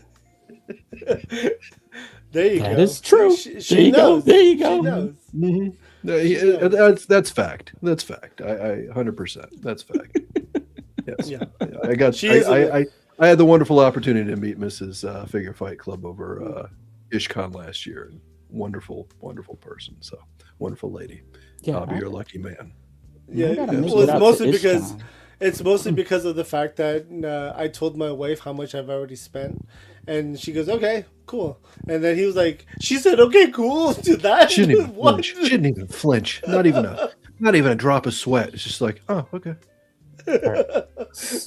It was funny because I'm with my wife and we are at Legion's Con, and she's like, "Did you just spend $2,600?" And I was like, because you can see our joint account, and I'm like, roughly. She goes, "God damn." I was like, that's not bad. It's like, that's not bad at all. Come on. No, for real. Like I was just like, I was trying to make her understand, like to make sense of it all. Right. And I was just like, but yeah, man, it's not bad. Some people are like, "What are you, crazy?" And then some people are like, "Shit." Yeah. 10 times that amount. That's how it works, though, man. Trust me. I want to give a shout out to the Bearded Sumo. Thank you so much for the $4.99 super chat. I love what you guys are doing. What third party company fig are you looking forward to get in 2026? Well, I got third party. I'm getting this Butler that's sitting in my post box office right now, and that's gonna literally be like pretty much my figure of the new year. But I have purchased, which is weird. I purchased the very first day, January 1st, was the issue of a Lego piece, but I don't collect really a lot of Lego, but I do have this big guy over here. But I had to have that, which was the DeLorean. But figure wise, it's got to be the Butler that's coming out right now, and that's third party. Even though I got it through Big Bad, but it's still a third party item. But there's a bunch of stuff that are coming, so I think the Butler is going to be the first. Okay. Butler, okay. Yeah. How about you, Lou? Okay, so we got to talk about how are we defining third party? I'll just throw it out there. If we're defining third party as also independent toy company, independent third party, yeah, third party, okay, independent, yeah, I'll take that. So definitely Valaverse the Black that's coming out, and Savage Crucible, especially the Death Dealer, and the Harbinger. The Harbinger is also from the Savage Crucible line, so I'm looking forward to both of those. Yep, that's my big win for this year. Do you ever shop on like 5K as well? I just recently, yes. Abby, What'd you pick up? I got the Cesare Studios. Cesare, yeah. The Cesare Studios, yeah. Yep, and then Hilder or Hildrite, however we pronounce it. So I got these two, and I just recently pre-ordered Bernice 2.0. So I've got her on pre-order now too. So yeah. Well, if you need 1.0, Lou, let me know. Getting deep. I know. So mine's gonna be my figure of the year of 2025, which is this one. This is Quinley. There's another figure coming out in 2026. It is a fighters club. I can't read the first word; it's too dark in here. Cyberpunk Fighters Club. Nice. This was the not Chun-Li Quinley. This was my figure of the year in 2025. And I mean, it's a great figure. Very nice assets, great articulation. I mean, again, like if you're an articulation junkie, this is a great figure for you. Like you could hit a lot of poses, and the ability to customize was awesome too. So I'm looking forward to what these guys come up with next, because nice. Like, this was awesome, and I can't wait for the next one. Have you gotten any of the Storm Arena figures? Yes, I have them all. Nice. Did you? The Baki, like he's small but tiny. Man, he is tiny, but amazing, dude. Man, I got him posed out right over there, and I'm just I have him here somewhere in a box. Baki is awesome. Ogre is awesome. I even like Ryu and Ken. All amazing. I can't wait for Sagat. He's one of my favorite characters from Street Fighter. I am a Street Fighter junkie as well, so like whether it's SHF, whether it is Jada, Storm Arena, Storm Collectibles, NECA, Reveltech, I will buy them all because I like Street Fighter. Dude, when it's something you really like love, that I think that's where the Star Wars comes into play. For me, it's always like I gotta have it. Like even if it's sitting in a box, as long as I know it's there, I'm good. Good. That's part of the drug. That's exactly what it is for sure. Yeah. Before I say this, but Bearded Sumo, thank you very much for the $4.99 super chat. I appreciate you. Appreciate you. Lou, you want to give him a little video? Let's give you a little video. Give me a second. Not the LP one though. Oh, come on. No. All right. Looky there. We got a bunch of puddings in our super chat. Thank you, Bearded Sumo. Thank you, Bearded Sumo. We appreciate you, brother. Yeah, definitely. What was I saying? Just in general, like with there's just so many cool shit coming out right now. Like I've been selling, like a lot of people have seen my post about selling stuff. That's just because I'm making space. Because I need to make space. Because I'm running out of space, and I refuse to get a storage unit. So, right. I need to get rid of stuff that I haven't looked at for a very long time, and probably won't look at for a very long time. So, what's the point of having it, right? And that's yeah. Oh, go ahead. The same. I mean, we've talked about it before. I got a closet right behind me. You can't see where my hand's going, but there's a closet right there that is packed to the fucking gills with stuff that I've never even opened, and a lot of Black Series stuff. A lot of Black Series that is fully in the box, sitting in the closet. And I'm going, I'm not even enjoying this stuff. It's just sitting in a closet. I hate that. It drives me nuts, but it is what it is. Like they did the 40th anniversary Black Series 40th anniversary for every movie. You know, A New Hope, Return of the Jedi, and Empire Strikes Back, and they did them, you know, the Black Series on the Kenner card, and so I was like, oh, I gotta have all those, and I gotta have them sealed. Well, they're all sealed in a box in the closet. Why? You know what's crazy? I started selling those, and I started getting rid of those because next year is the 50th, right? And you're gonna have all the new looks and the better looks, and I was just like, oh, 50th, it's coming. Let me get rid of all of these now. And Hasbro prepared Han Solo, Princess Leia, Luke Skywalker, Chewbacca. There's rumor of an Obi-Wan coming. Yeah, you're never gonna get a Jabba Slayer Leia though. You never know. When you get to the 50th anniversary of Return of the Jedi, it could happen. Come out. She might not, but what's cool is I have that figure. I had a couple of those because I just kept finding them. But and there was a time where you could find them on the shelves years ago. But she was a peg warmer. Yeah, big time. But now she's going for a ton of money. But yet, but there's so many third-party people out there that are making like amazing stuff, and that's where like people like Lance Peter Luke is awesome because he gives you who those people are, where to find them, and then he's selling or he providing us with some of the greatest 3D printed stuff that you could find. So it's a great time to be a Star Wars kind of guy, but just in general, like I don't even have a lot of Star Wars out here. I have a little bit of everything because I just love the figures in general. Like I'm able to grab all this stuff in front of me because everything I have is literally like just a hand grab away, and then I have an entire room on the left of me that's just packed with tons more stuff. So you have two rooms for your addiction. Well, this is an area where it allows me to do my thing, and then I have an entire room dedicated, and then this is part of the corridor that is also the desk that allows me to do my live streams. Gotcha. Okay. Yeah. Very nice.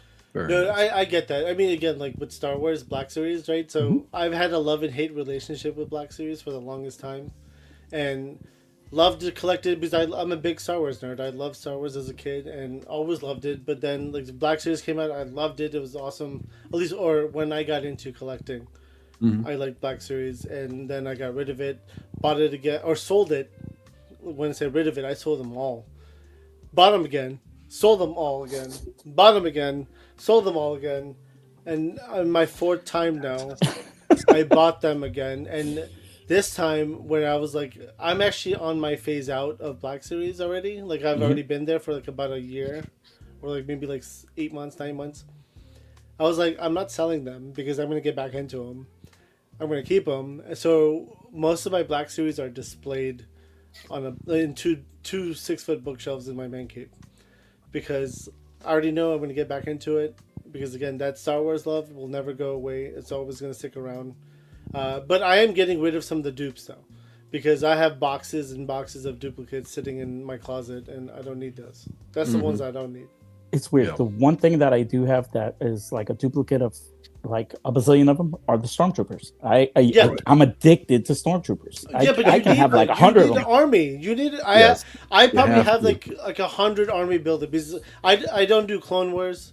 I don't do the new stuff. It's all Imperial Age, right? That's the only stuff I collect. Imperial. So I have Scarab Troopers, whatever Stormtrooper type, like even the Mando Troopers that are like Imperial style. I have those. I army build like crazy. I love army building though. That's my jam. I love to army build because you make everyone a little different. You like, except for the Stormtroopers, right? Except for the Stormtroopers, most of them have to be the same. But just in general, with army building, white, you can make every one of them a little different, and they're all unique to themselves. And it's like this is an army, and they're all kind of the same, but they're not the same. Right. And if you're posing them out on a shelf, you've got the option of, some I've seen people do it and it looks amazing where they have them all lined up in a row, like all the stormtroopers, and they're 6 deep, 15 across or whatever, and they're all at attention, and that's cool. But I like I've got them scattered on every shelf. Like every shelf has got a scattering of a couple stormtroopers along with whomever else is there. And like I've got down here, I've got my Return of the Jedi Ewoks, Endor shelf, and the way the stormtroopers are set up, they're kind of looking at one guy's sitting here like this, like scratching his helmet, and they're kind of goofy poses is what I did with those, because I was just like, yeah, what the hell, why not? So yeah, you can't go wrong with tons of stormtroopers. I had to resist the other day. I was at Walmart and they've re-released the Mandalorian Stormtrooper, which is the really gorgeous looking Stormtrooper. They had like an entire peg. They had like 7, 8 of them, all just filled up with a peg. But they were full price at $29. I'm like, see, but I wanted to. That's what hurts my soul. The $29. I can't do it for $29. It's rough when because you want to dive in, but you also want to be a little more selective. And at the same time, I do a lot of shows where I find stuff at really great deals. So that's what I look for. That's the thing. Like I buy a lot of my stuff through like the shows I go to, and I'm getting each figure for like $7 to $10 each versus $29. Like I would love to get more stormtroopers. I mean, I probably have 40 or 50 stormtroopers, but I would love to get more to grow the army in general. But like a lot of the ones I got was George Lucas stormtrooper disguise. Oh yeah, because you can get him on clearance too at one point. Yeah, so I think he was at $10 at one point or $7. I bought like 15 of them, like 15 to 20. I was like, I'm gonna put different heads on these guys, and then the bucket goes over the head. Done. And that's they're all unique. They're all now unique because the bucket comes off. So I was like, this is perfect. Yep. And that's the newer buck too, if I remember correctly on him. It was. So that's the good buck for the Stormtrooper. I love that. I love that Stormtrooper body. It's fantastic. It's crazy because there's so many collections that if I just put them all together, for instance, I did the same thing with the Mafex or Mafex, however you want to pronounce it. It's fine with you. Well, Kaiju Daddy, it's Mafex. Well, Mafex is, I don't know, I prefer to call it like that as well. Mafex, Mafex. But I just recently had sold all of the X-Men figures, and then I rebought them. And the thing is, I got better deals the second time around.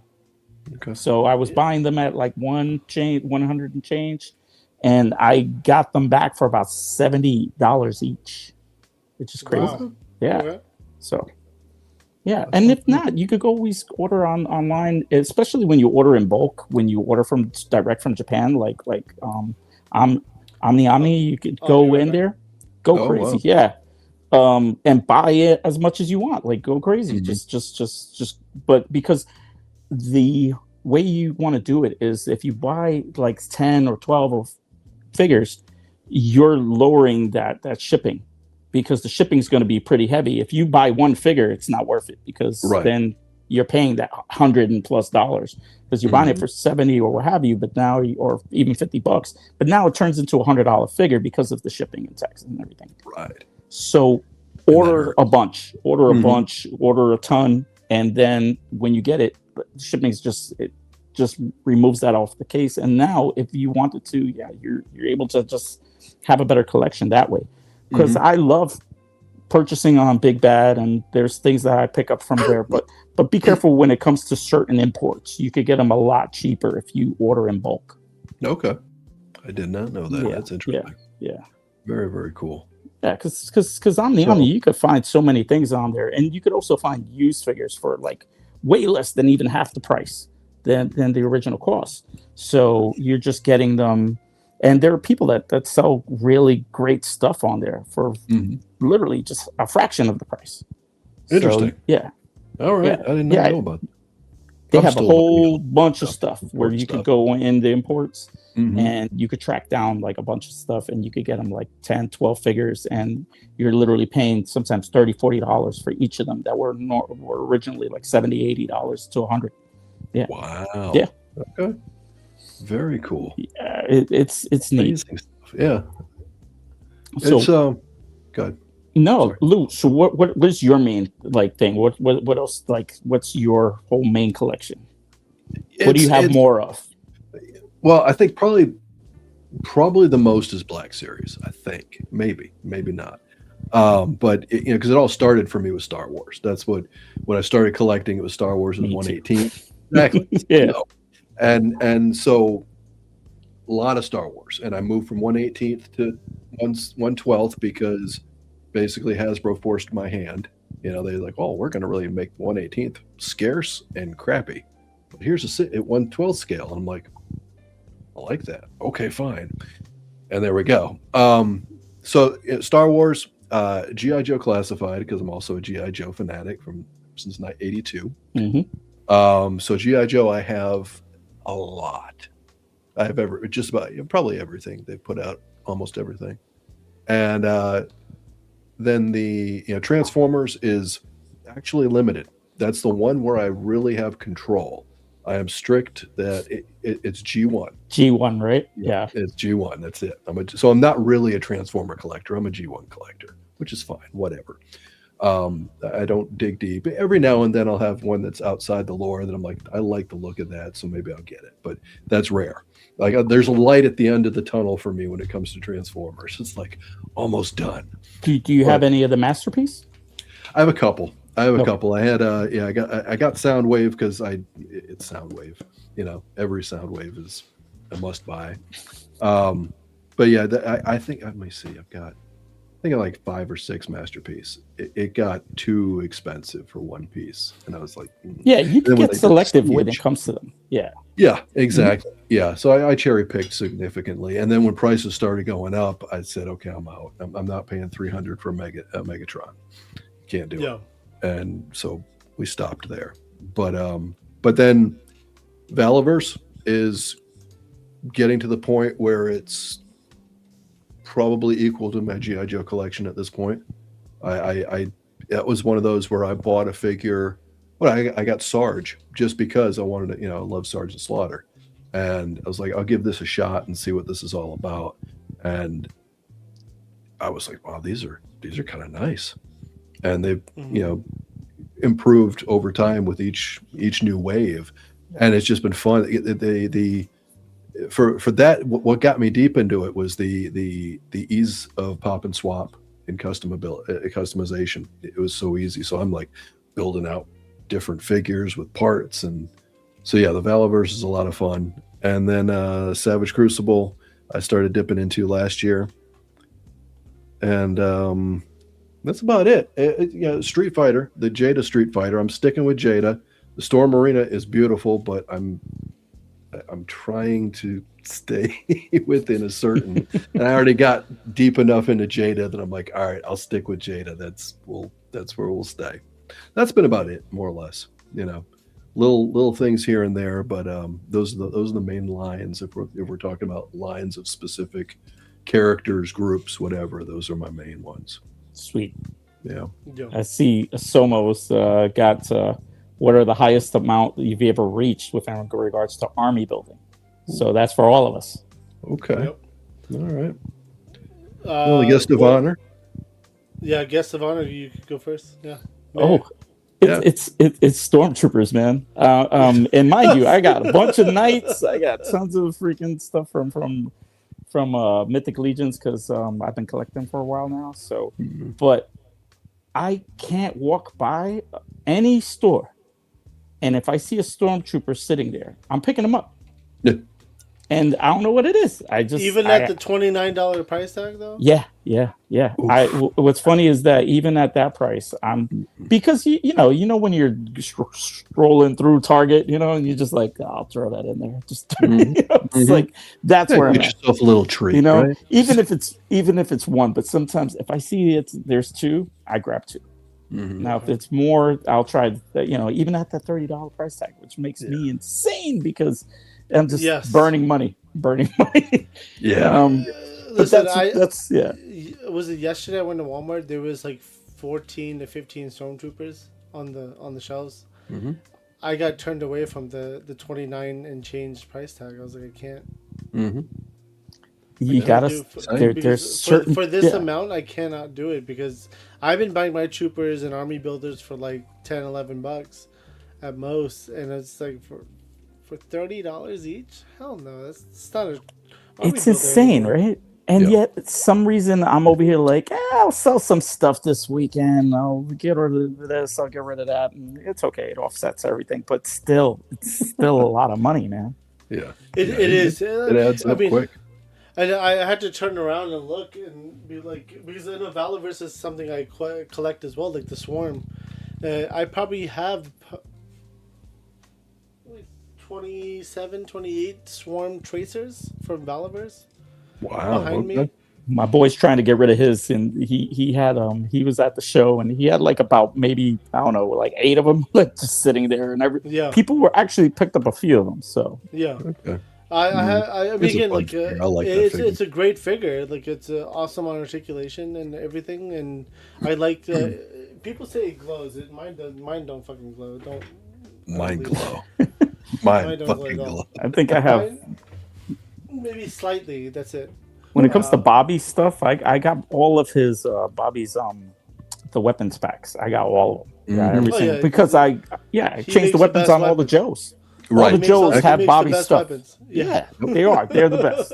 Mhm. Yeah. Which all the weapons from any G.I. Joe character you see has got a freaking Valorverse weapon. Yeah.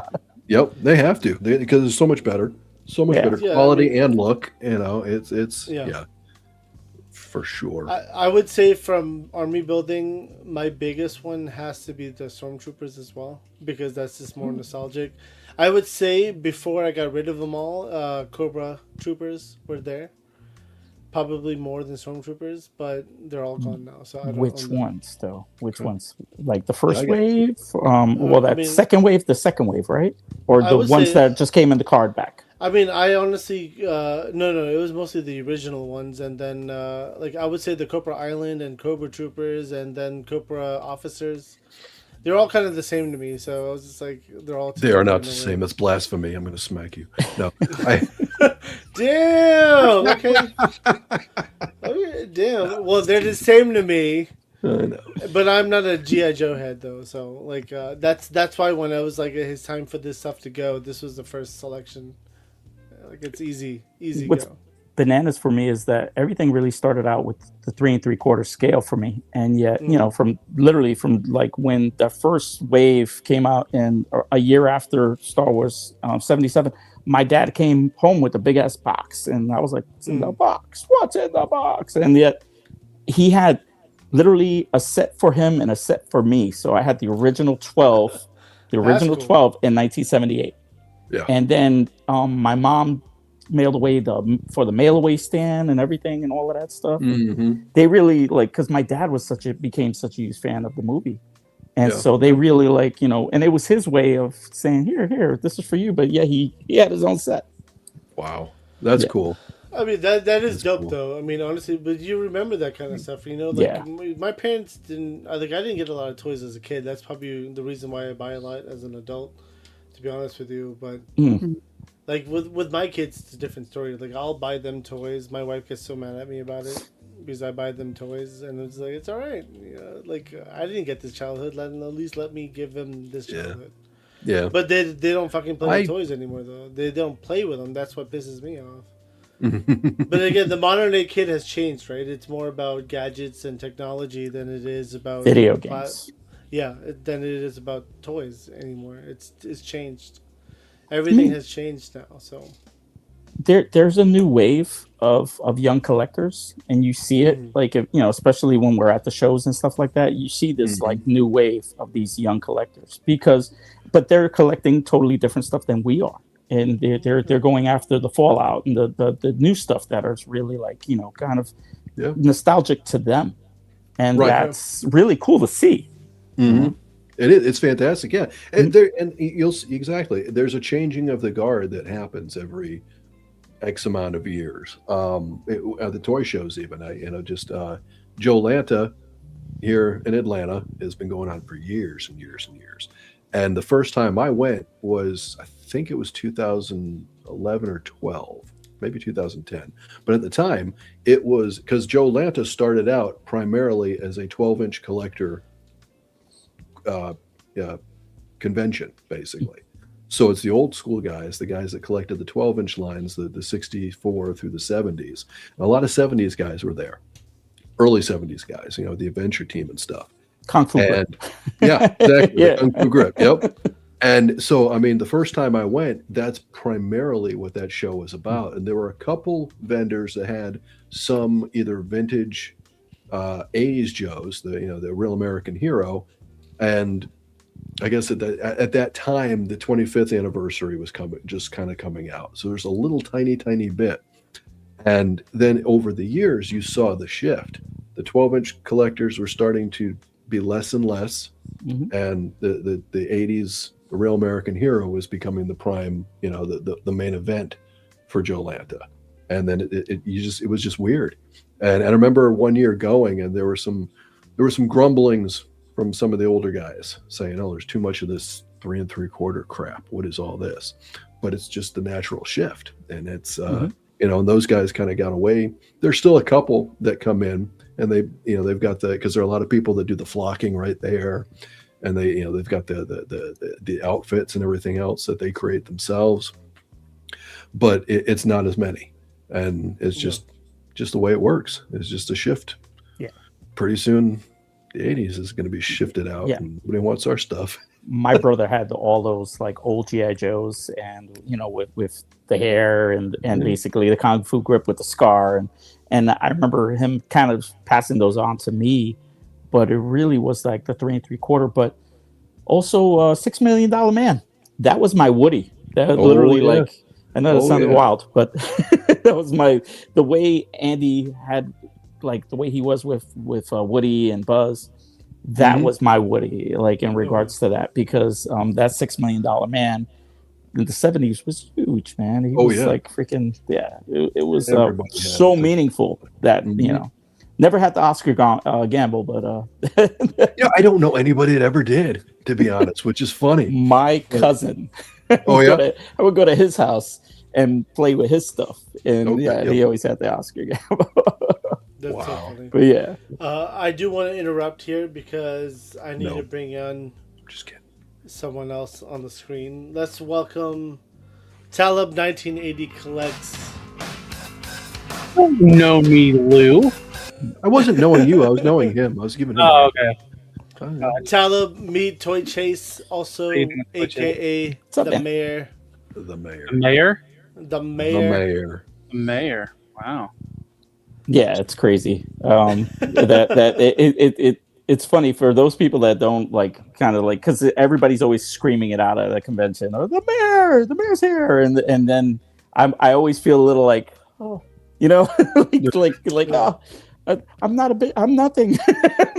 Don't pay attention to the man behind the curtain. Like that. That's always how I feel, because I feel like it's a little much being called the mayor, but that people like it's really stuck because of the fact that people just everywhere I go, people are calling me the mayor, and it really kind of stuck with just me helping other people out and other YouTubers and everybody just getting to know each other and saying, what, this so-and-so is really cool. You want to meet him? And before you know it, it was just me really getting out there and introducing people and getting people to really appreciate, what we do and how we collect and what we're, because I try to have a little bit of everything. And the idea is just have fun with what you collect and treat people with the respect that they deserve and you deserve. So that's really what I've always been out there to do, is just also respect others, because there's so much, animosity out there that doesn't need to be there. We get too many other bullshit going on in this world right now with ICE and everything else that is just hard to deal with, and we should be respectful to one another. So that's really the vibe. I agree 100%, dude. I mean, dude, this is my hobby.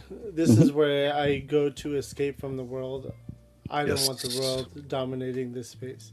It's weird how it's weird how easy it happens, where something that's your outlet, where there's people that can just try to bring it down, Yeah. People will do that, though. I mean, that's the thing, is like people really want to bring it down, and it's just like, no, not here. This is my space. This is my space where I escape from reality, and don't bring it here. This is all fun, shits and giggles, having fun. This is not. This is the hobby. This is not the news. The escape. This is the let's just relax and 100%. It's about the fun, about the collecting and the toys and talking about the toys and Exactly. 100%. Like I'm a huge sports fan. I mean, I love sports. Like when it's football Sunday, I'm like, you can't get me away from the TV. But thank God, it's like we're only one game away from the end of the season. But a lot of basketball and baseball's around the corner. But still, even this hobby allows me, if my team just really just fucking gave up the house, and then you just realize like, oh man, you know what, I'm fuming right now, but I come back into the toy room and I'm just like, Yep. It puts you in a better place, man, or just messing around with something. And now, I'm not thinking about what the hell just happened, and how could you give up those runs? It's just so funny because like I find myself like walking around my toy room and like just looking like this. I don't touch anything. I just look, and I'm thinking in my head, it's like, how can I make this better? What belongs here? What should belong here? And then I'm constantly questioning myself because 2026, it just happened. We just got into it, and like I had made a goal for myself in 2025 to finally set up my man cave the way I wanted it, and I failed. I had boxes everywhere, and I'm really upset about it, to be honest with you. So I was like, all right, this is why a lot of the people see the sale posts now, because it's like, I need stuff gone in order to fill out the space that I want. Yeah, don't you ever gone to bed and you're like, like I have that anxiety if there's something that I feel like I need or oh man, you know what, I just need that. And it's that little something, that adds to the collection. And I'll go to bed and I'm just like, man, I really need that, man. And then you end up going online or ordering it or, like, that happens quite often, and that's the only thing that I can say that I don't like about the hobby is because that anxiety kicks in. It's like, damn, you know what? I really need that, and I feel, let me just pick it up. Mm-hmm. Well, it's not even about like I want to work on displays. Like that's been my real big focus. Like even behind me, like I want to like this whole thing right here. This is all new. I got into TCG recently, like 3 months. I'm in month 3 right now, and like that's part of my life now. I rip packs every single day with my kids, whether it's Pokemon, and then privately I do One Piece. And thank you to all who look for One Piece. You do that privately? Like I don't do it with my kids. Okay. Yeah. Just to say, like it's privately, like instead of like by myself. That was a little weird. You're good. I mean, like I kind of understood it because of the fact that you have to, because if not, give me like that was my kids when they were younger. Well, the thing is with the Pokemon, I'm okay with it, right? Like the rule of thumb with the Pokemon is like, hey, we rip the cards, that's fine. We rip packs, but all the expensive stuff comes to me. It doesn't go to you. And that's because I'll sell it, and we'll get more Pokemon packs to rip together. So, and they understand that. Thankfully, my 6-year-old is still fighting with me on it, but again, like it's been a fun hobby for all 3 of us. They recognize it. That's good. Like, they're gonna remember it, right? That's like tonight. Holy shit, dude! $212 card. We pulled what? Today. Nice. $212. The kids are going to go to Google. Is my dad a card scalper? You can't scalp in cards when there's a value, right? So no, it's either, that's the game, I guess. That's, you can't scalp because I mean you could scalp like an empty box or not. I know everybody uses scalp for everything now. Fair market value. There's so much stuff that it's scalping when that's the going rate. That's the value. The way I see a scalper is the fact of, let's say you walked into a store and you grab every single one of that one item. Exactly. That's scalping for me, and that's the only way I can see that. Like, and now if you bought something and that's the value, then that's a little different. But now we're talking about scalping is like, like, oh, you're emptying the shelves. hey man, they got like 5 of them. Run back over here. And I'm like, what the hell? It was like one guy. He just grabbed all of them. Well, see, the cool thing, at least with the cards game, is they control it now with the popular sets. So you can't do that anymore. There's a lot of scalpers. I've met all the scalpers in my area because I fucking went out there early as hell in the morning even this morning, today. I woke up at 6:15 in the morning so I could go to Target.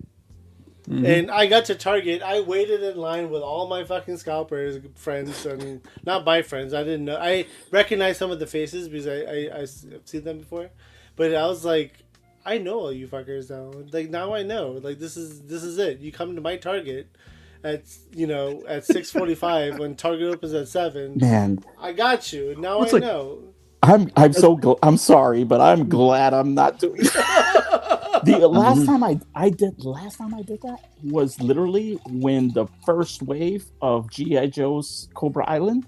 That was the first and the last. Was it? But I was out there. I was literally like, and there was like 8 guys. There were eight dudes, and there was like, I was like, oh, geez. And the minute the doors opened, they ran, and I was like, how are you doing?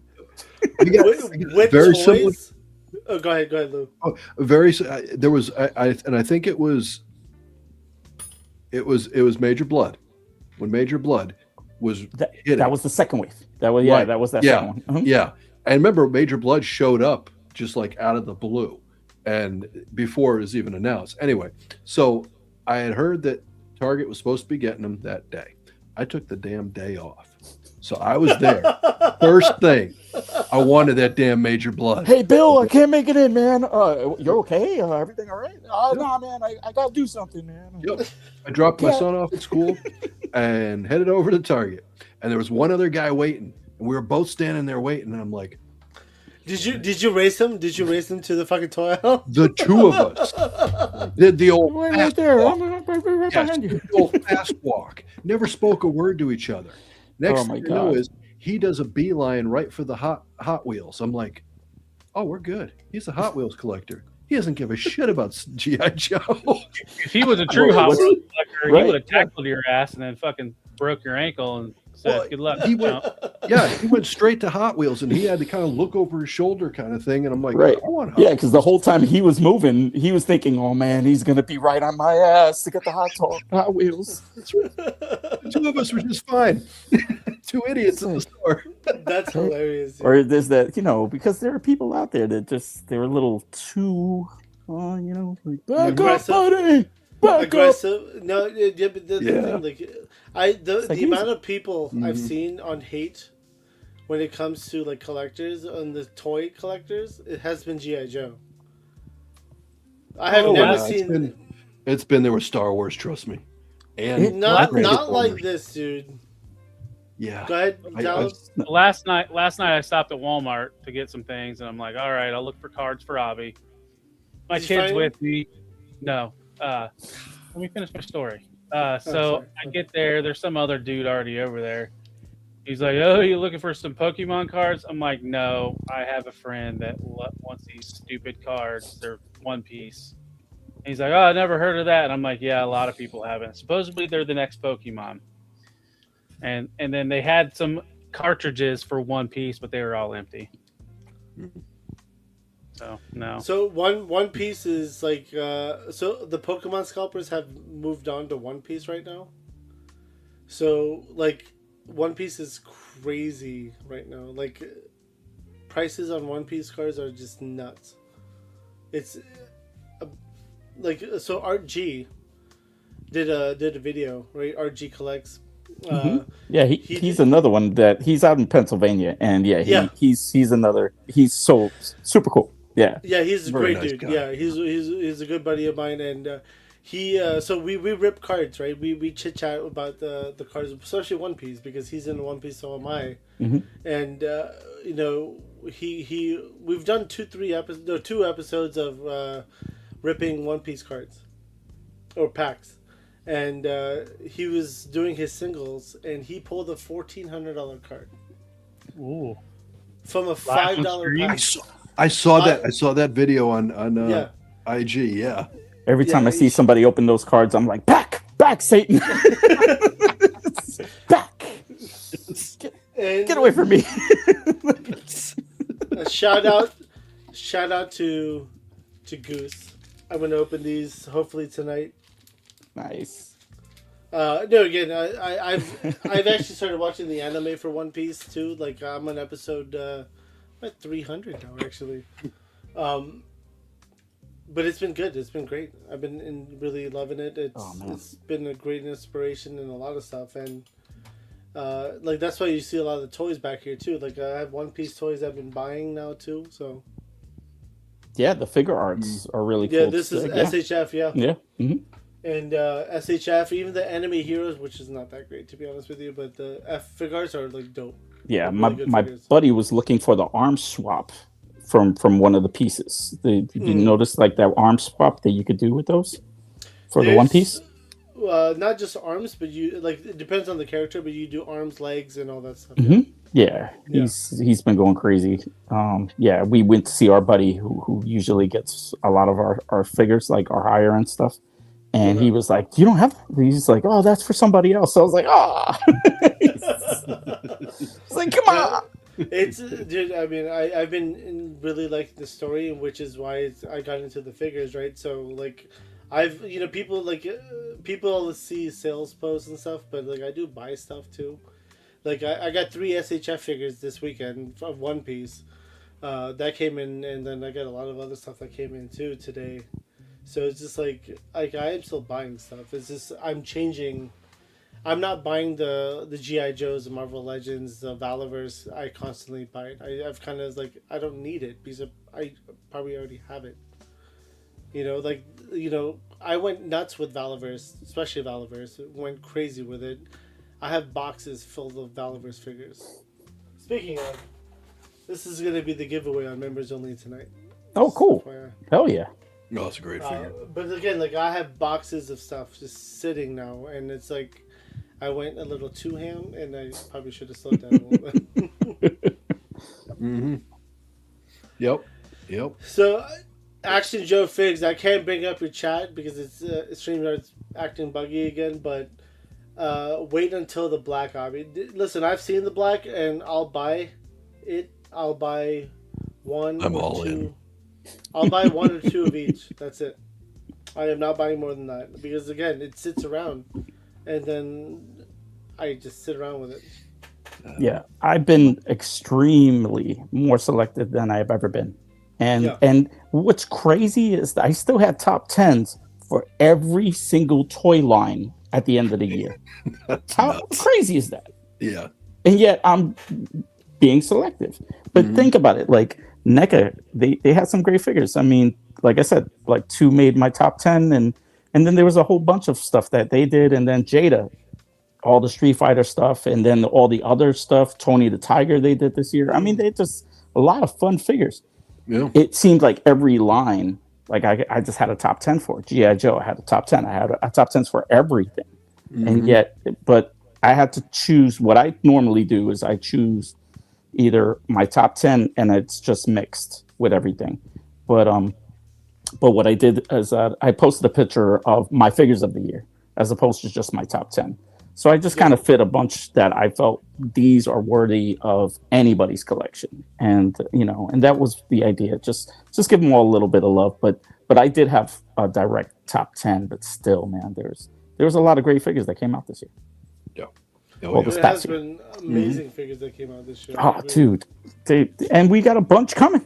Right. We got a bunch coming. It's only going to get better. That's the shitty thing about it. Like, it's only getting better. Yeah. So, like, that's what I'm saying. Like, I wonder, like, I just want my room back, to be honest. I'm tired of boxes sitting on the floor. I'm just tired of all that stuff. I want everything displayed. I want everything to look fun. And like not just the fun part and display. Like I want to get rid of that shitty couch I have, and I want like a recliner. Like my goal is to get a recliner in my man cave, and right in the middle, and it rotates, and I could recline and like all that good stuff. And because it's 360, right? Like literally all 4 walls have stuff all over it. So I want to sit in the middle and be able to like take circles. That was the intent of the room that I'm in right now. Everything. Mhm. Like, There you look go. at everything. Sell Yep. about 6-7 freaking Mezcos, and you're there. Bam, Yep. brand new. Exactly. There it is. Done. Exactly. I got to sell a Seriously. few more Mezcos, but yeah, like Kidding me? that's literally all it is. Like I just want to put a nice recliner in my room and put some lights up maybe, and then like this is it. This is my spot. Like I don't even like going into my man cave right now because it's like it's a mess. There's boxes on the floor. I have what's his name, Gargantuan. Gargantuan? The Marvel Legend. Was it?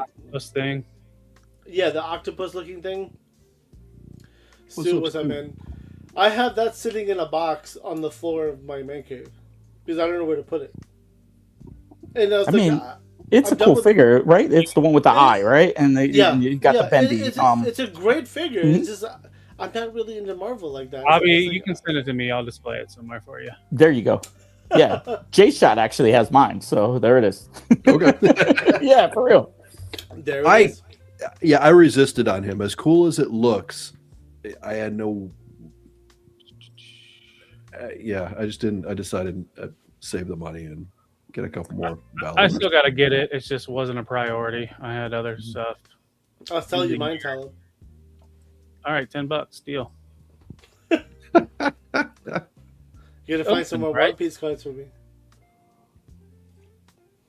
All right, so Goose here. Oh, go ahead. You want to take it? I'll take No, it. you go All ahead. right. So another great question from Goose. So if there was a figure you could find on the shelf again, what would it be? He says mine was the 1986 version 2 Snake Eyes with Timber. I saw him. He was in my hands. My mom said no, and I never saw another. That makes me sad. I'm sorry, Goose. Yeah. But so for everybody, Well- what would it be if you wanted one figure you could find on the shelf again? Goose, I'm gonna go right in your kind of era and with the same toy line. I will go with the 3-pack that actually was G.I. Joe that had the Cobra Mickey Mouse insignia from 1982 or 83, I believe it was. But that was the original, and it wasn't really on shelf though. It was actually a mail away that actually came with. But that's what I would go back for in time, because to have that right out of the box, the Mickey Mouse Cobra Commander is probably the most expensive and the most sought after G.I. Joe figure from that era. Right. It was absolutely. Oh, see, now you got me thinking like that because I think for me it would have been, if we're going that route, because we're talking about something that we never had, right? I had it though. Oh, you had it? I had Like, it, and I sold as it for about $650 or something like that. Yeah. Oh, Yeah. man. You had it as a kid, or you got it later? No, I had in it life? I sold it about 2-3 years ago. Okay. Yeah, But as a yeah, kid, you recently. never got it. And I versus never as a got kid- it brand new though. So Yeah. mine was like kind of used, and there was a little like thing on the Mickey Mouse, but you could still see it. It was pretty clear.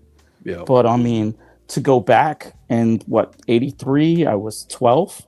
So for me, like that was my era of really like collecting and doing it myself. Going out and purchasing those figures was Yeah. something I did. So Yeah. like every time I got my lunch money, here Right. you go. $2. There it is.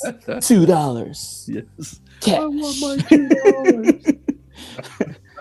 $2. Better off dead. Come on. Gotta love it. Thank you. Of course, man. Yeah. 55 this year. Come on. Congratulations on that. It's excellent. Thank you, bro.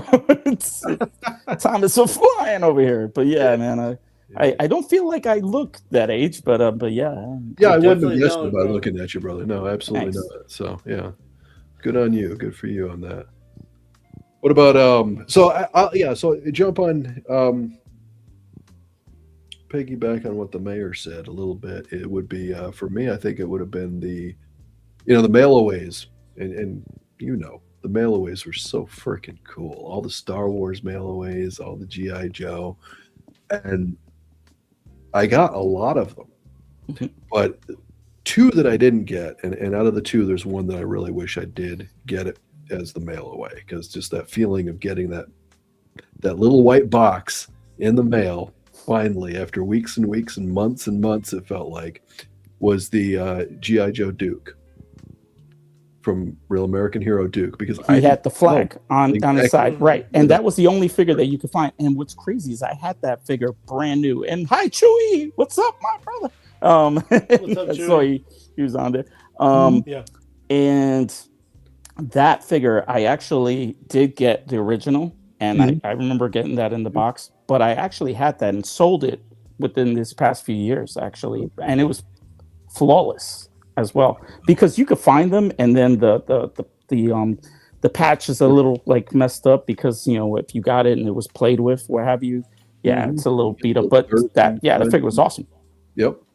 I mean, I got him. I got carded Duke, you know, when he came out in the main line, you know, when they, you know, but I didn't even know at the time that they had even put out. By the time I found out that they had a mail away feature for Duke, right, it had already expired. Yeah, I was like, came in a small box, and what was cool too, the card back for it was just, you know, you could always tell the card back, because if you looked in the back, you could tell it was just card color.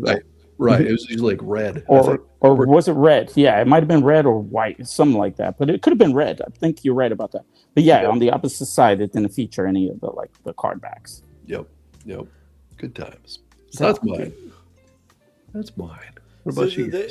The issue with me is like a lot of stuff, 99% of the stuff I collect today you can't find in stores.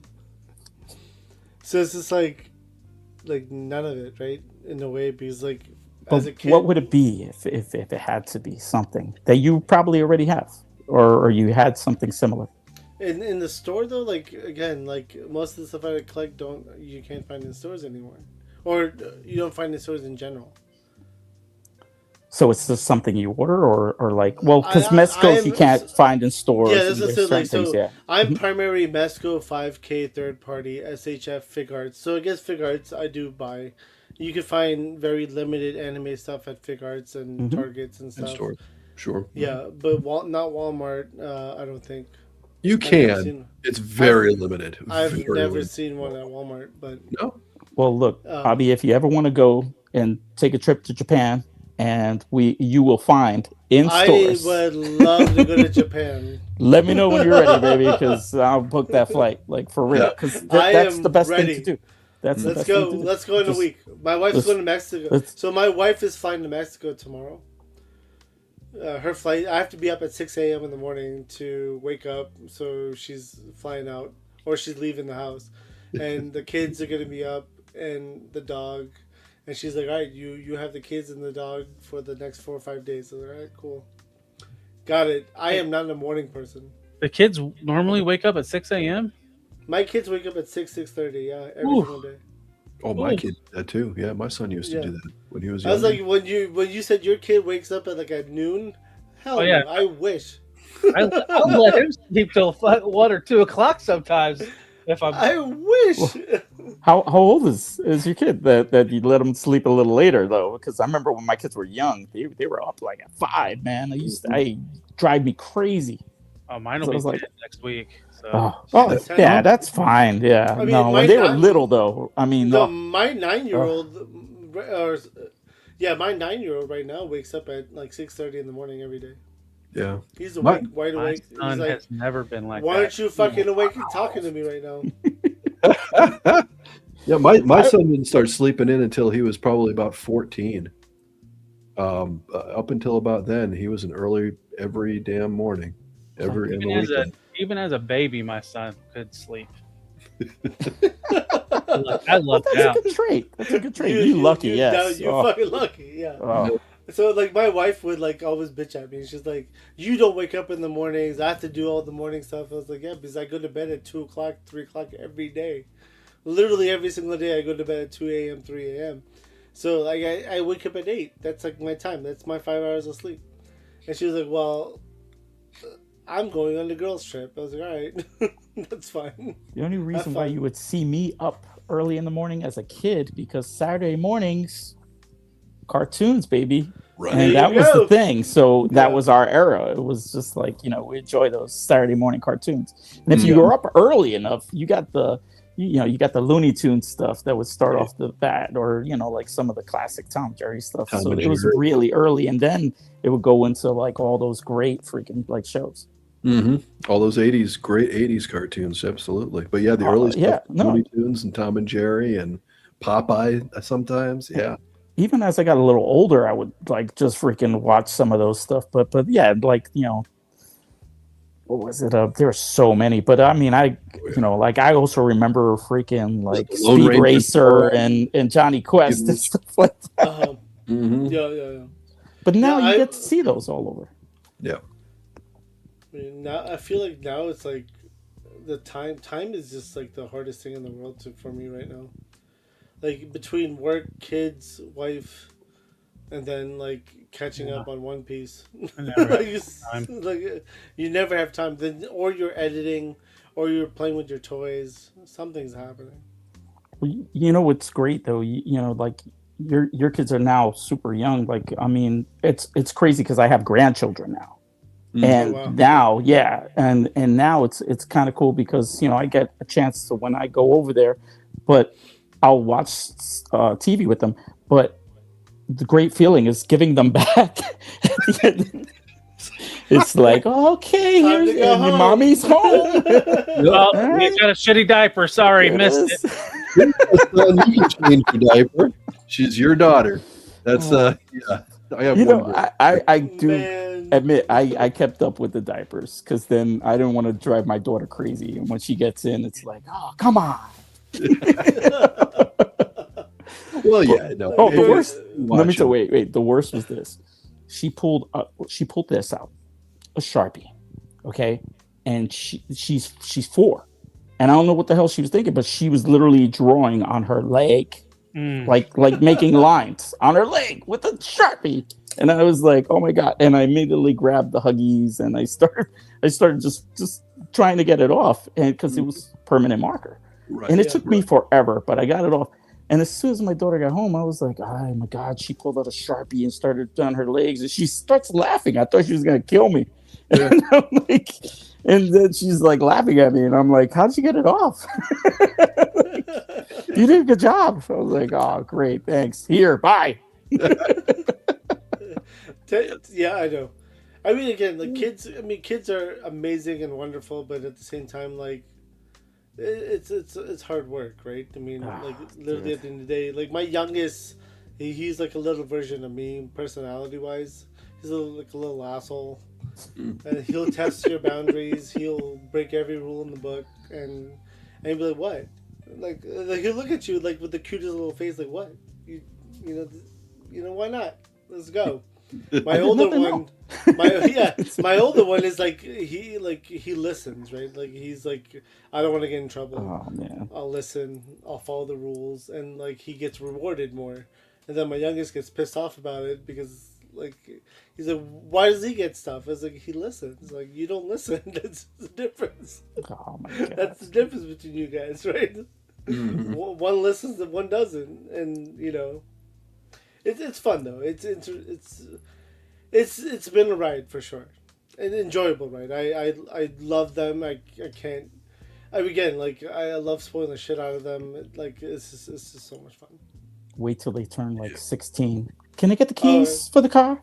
Because when they were a little older, yeah.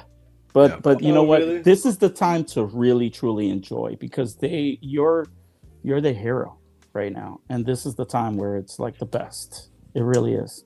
I mean, my older son calls me Soups. That's his nickname for me. Soups. Oh, Soups. That's it, man. Well, you're Superman. Yeah. Like in his Superman. eyes, you got the cape Superman. and all He's that. like he calls me Soups, and I was there like, it is. Oh. It's a really weird nickname because I'm not a Superman fan, but okay, I'll take it. But Absolutely. It's been fun. Like it's been a ride for sure. Then trying to nerd out with them, right? Because they know I'm a collector, and my older son, I could definitely see him going down the same path because he's got the qualities. Like he's already told my wife, like I'm a collector, Mom. That's why I don't play with my toys. And then she's like, "That's your son. fuck you for that. And all that stuff. My younger one is like, I don't really care for the toys. I want the technology. Give me that. Yeah. So it's interesting, like how two different generations, years apart. It's just interesting to me. Shogun, yes, I do have some of the NECA Street Fighter 4 figures. Amazing, dude. Crazy amazing. We were talking about that earlier. But we do have to do a members only show after this. And members stick around, there's a giveaway. Mayor, I appreciate you jumping on, dude. Definitely. This was a lot of fun. I feel like we're not done with our conversation because I only asked like 4 questions. I know. No, it was great. I mean, this is what it's all about, man. Just we're talking about our hobbies and just what we're passionate about in regards to the figure collecting and I love being a part of this and being a part of this as well, because if you would have told me 20 years ago or even longer that I would be able to enjoy my hobby, and yet there were other people out there that were just as passionate about it as me, this became my secondary family, and it's been awesome. Right on. Yep. Yeah. I'm with you on that for sure. I mean, I used to hide the fact that for years, it was my own little, nobody knew that I did this, collecting action figures. So it's so good to be able to sit and just talk with people that also, and like I said, make new friends and having a blast. There's more of us out there than people realize, and you know what? It's not as nerdy as it once was. The idea is that it's something that you're passionate about, and if you are, it doesn't matter what anybody has to say about it. Just do what you love, and don't give a damn about anybody's input, because it means nothing. No, I agree. Do what you enjoy. Period. I mean, honestly speaking, like at this point in my life, most of my closest friends are toy collectors. And they come to my house. They know my wife. They know my kids. Hell, my kids get invited to their kids' birthday parties, and vice versa. And that's just how it is. Like that's the new normal now. Like my wife gave up on trying to make couple friends and all this other stuff. She was like, "There's no point. You're a nerd. You fucking have fun. You nerd out all the time. You're always gone on the weekends." I was like, "Sorry." I don't know what to say, but well, it's like a talking piece for anybody that comes in the house. They enter the room and they're like, "What the hell?" Oh yeah, dude. If you're a collector or a non-collector, immediately they walk into the room and they're there for an hour. Oh yeah, there's so much to see. And there's always something that will kind of like call out to them. Nostalgia, well. Yeah. Right. They're nostalgia, right. Yeah. Mm-hmm. It's constant, dude. And like that's what I'm saying, like it's annoying to bring non-collectors into the room because they'll you'll be like, "Oh, I remember this," and they'll talk about it for an hour, but then they don't really appreciate it though. But the collector friends is who really enjoy the collection, right? They're like, "Oh, you have this. This is amazing." They'll mess around with it, play with it, and all that other stuff. And it's very different how collectors and non-collectors look at it.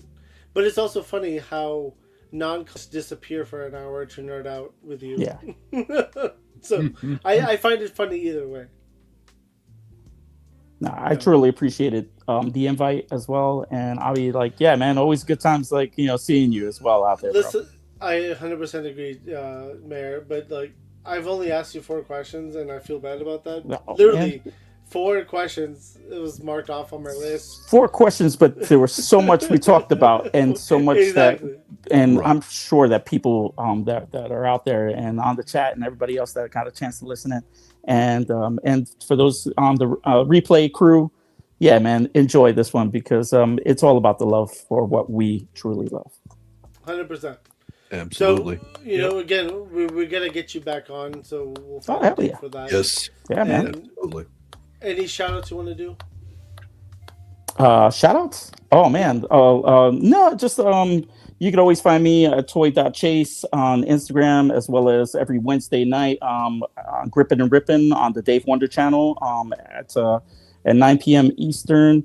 And Yeah, man. Just both and you'll see me out in a bunch of different shows, and if not, you'll catch me at one of the local big Comic Cons and what have you that are coming. So Yeah. see you in person. Hell yeah. And then to people in the chat, Toy Chase's links are in the description of the video. So his Instagram and then Grippin' and Rippin' is also there too. So you know where to find him. Lou, how about you? How about me? How you doing? All right. Well, you guys know me more or less, or maybe somebody doesn't. Anyway, you can find me on Instagram at lucidabase3. I do a little toy photography and that kind of stuff. Have a good time playing with my figures. You can find me here on the Figure Fight Club channel on Tuesdays, Fridays, on the members chat or members stream. Saturdays, Talib will fill you in on that, but I'm part of Talib's Men on Film Saturday night stream. It's great. Make sure if you guys are new members, old members, come up to the members stream tonight. We've got a giveaway as we do. Next Tuesday, open mic night. Everybody come celebrate. It's my birthday. Come hang out with me. It's going to be awesome. And a reminder, I'm giving away a Desert Scorpion G.I. Joe classified. That'll be my giveaway to you on my birthday. There's multiple giveaways that night too, yeah. Yes, there are actually others, but I can only speak for that one because I don't know what else is going to happen. So, but there's some cool stuff. Keep in mind, it is a who is this Lou guy? I don't know, Hendo. Who the fuck is this Lou guy? Anyway, great to see you guys. Mayor, it was great to meet you tonight. I really had a great conversation. It was a great conversation, a lot of fun. Hope to see you. Hope to have you back on one of these days. Yeah, soon. Man. Hey, I'm available. Fridays are a good night for me. So yeah, man. Okay. Anytime. Very cool. We'll definitely talk then for sure. Yep. Talib, how about you? You can follow me everywhere at Talib 1980. I want to interrupt him for a second because I have to use the restroom, so I'll be right back. He's going to go on for 5 minutes, so it'll be good. So go ahead. You could have just left. You didn't have to interrupt. That wasn't fair. Yeah. Talib, right. Take it away. So you can find me at Talib1980 Collects everywhere. YouTube just hit 16 subscribers. So like 25 subscribers today. It was crazy. But there was a lot of news stuff. But I post news daily, Transformers news, action figure news, shorts, and like whatever else. But I do that all on TikTok, Instagram, X, Facebook. And then every Tuesday at 1 a.m., all the news is compiled into one live pre-record news and review. And then 2 reviews a week. Every Tuesday is a Transformers review. Every Friday is action figure review. Those drop at 1 p.m. or 1:30 p.m. Eastern. Also, as Lou mentioned earlier, Men on Films, the live stream is Saturdays 11 p.m. House Hendo will be joining this week, and maybe we'll get somebody else, see if we can get somebody else to hop in, because I think Smudge and or Abby might be missing. This week's episode, so there were some images that dropped from Henry Cavill playing McCloud in the new Highlander movie. So this week's theme is swords, or sword fights, or movies with swords. So yeah, and then last but not least, I am part of the Figure Fight Club Network. Monday night, me and Anna have our own little show called Decepticast. That's at 10:15 p.m., where we talk Transformers news, toys. It's a Transformer-centric show, and we are reading the Energon Universe comics. So we just finished the first 4 issues of Void Rivals. This week we start Transformers issue number 1 and Void Rivals number 5. So join us for that. And then Tuesday night, open mic night. Anybody can join. Link will be in the chat. That starts at 8 p.m. And then you're here on Friday nights for the VIP show. It's going to get changed, right? Plastic Journey. Oh, no. He got so excited for Plastic Journey, he left. Do you have a video for who's coming next week? I do, and I was hoping he would be here for it because it's someone who created the name. Yeah. Listen, never pain this. Won't never crisis. You about to glide.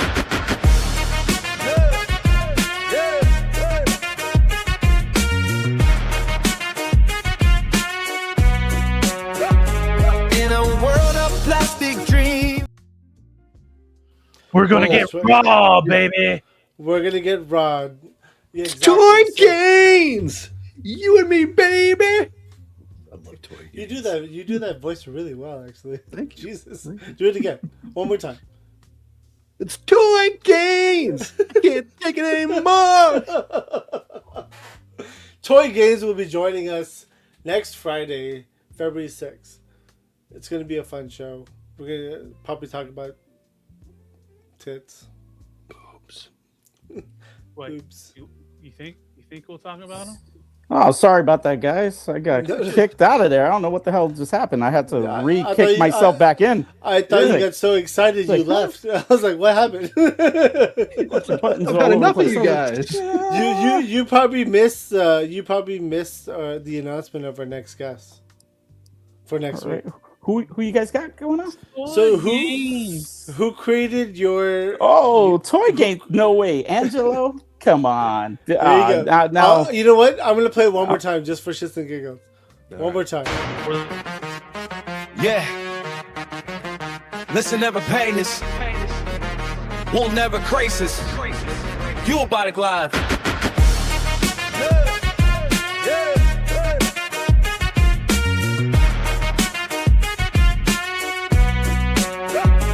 In a world of plastic dreams. hell yeah. Hell yeah. Oh man, yeah. Angelo is one of the homies, man, and he really is one of the troopers, bro. Like he's always at the shows. He's good times, man. And yes, I do owe him that, and he knows. He'll be joining us next Friday, February 6th, as our VIP. Yeah. We're going to talk about his plastic journey. We're excited to it, and not just his toy collection journey. I'm sure there's a lot of other plastic he wants to talk about. So we're excited for it. Anything else you want to say, Toy Chase? Awesome. Thank you guys once again. I'm looking forward to coming back, man. I mean, you let me know, but dude. Yeah, good times, man.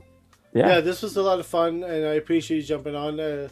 I love the fact that it was just a great conversation about toys and collecting and all this stuff, and this is what it's about, community, right? So you're part of the community. You're the fucking mayor. So don't worry about the questions. The idea was just really, it's just spending time, man. And also, this is the getaway, right? And for a lot of us, and as well as the people on the chat, it allows us to release and get away from all the crap that's out there, man. Exactly. It's a great place 100%. To be. Mm-hmm. Exactly. To the chat, thank you very much for watching. Stay tuned, members, for the members only. Give us about 15-20 minutes. We'll get back in there, and there's a giveaway tonight as well, like always on members only. And Replay Squad, thank you as well.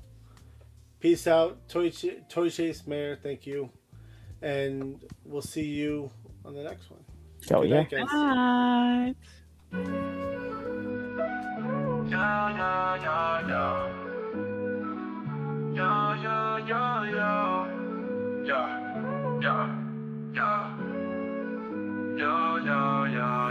As we wrap up tonight's fun, the figures and talk, so we've just begun.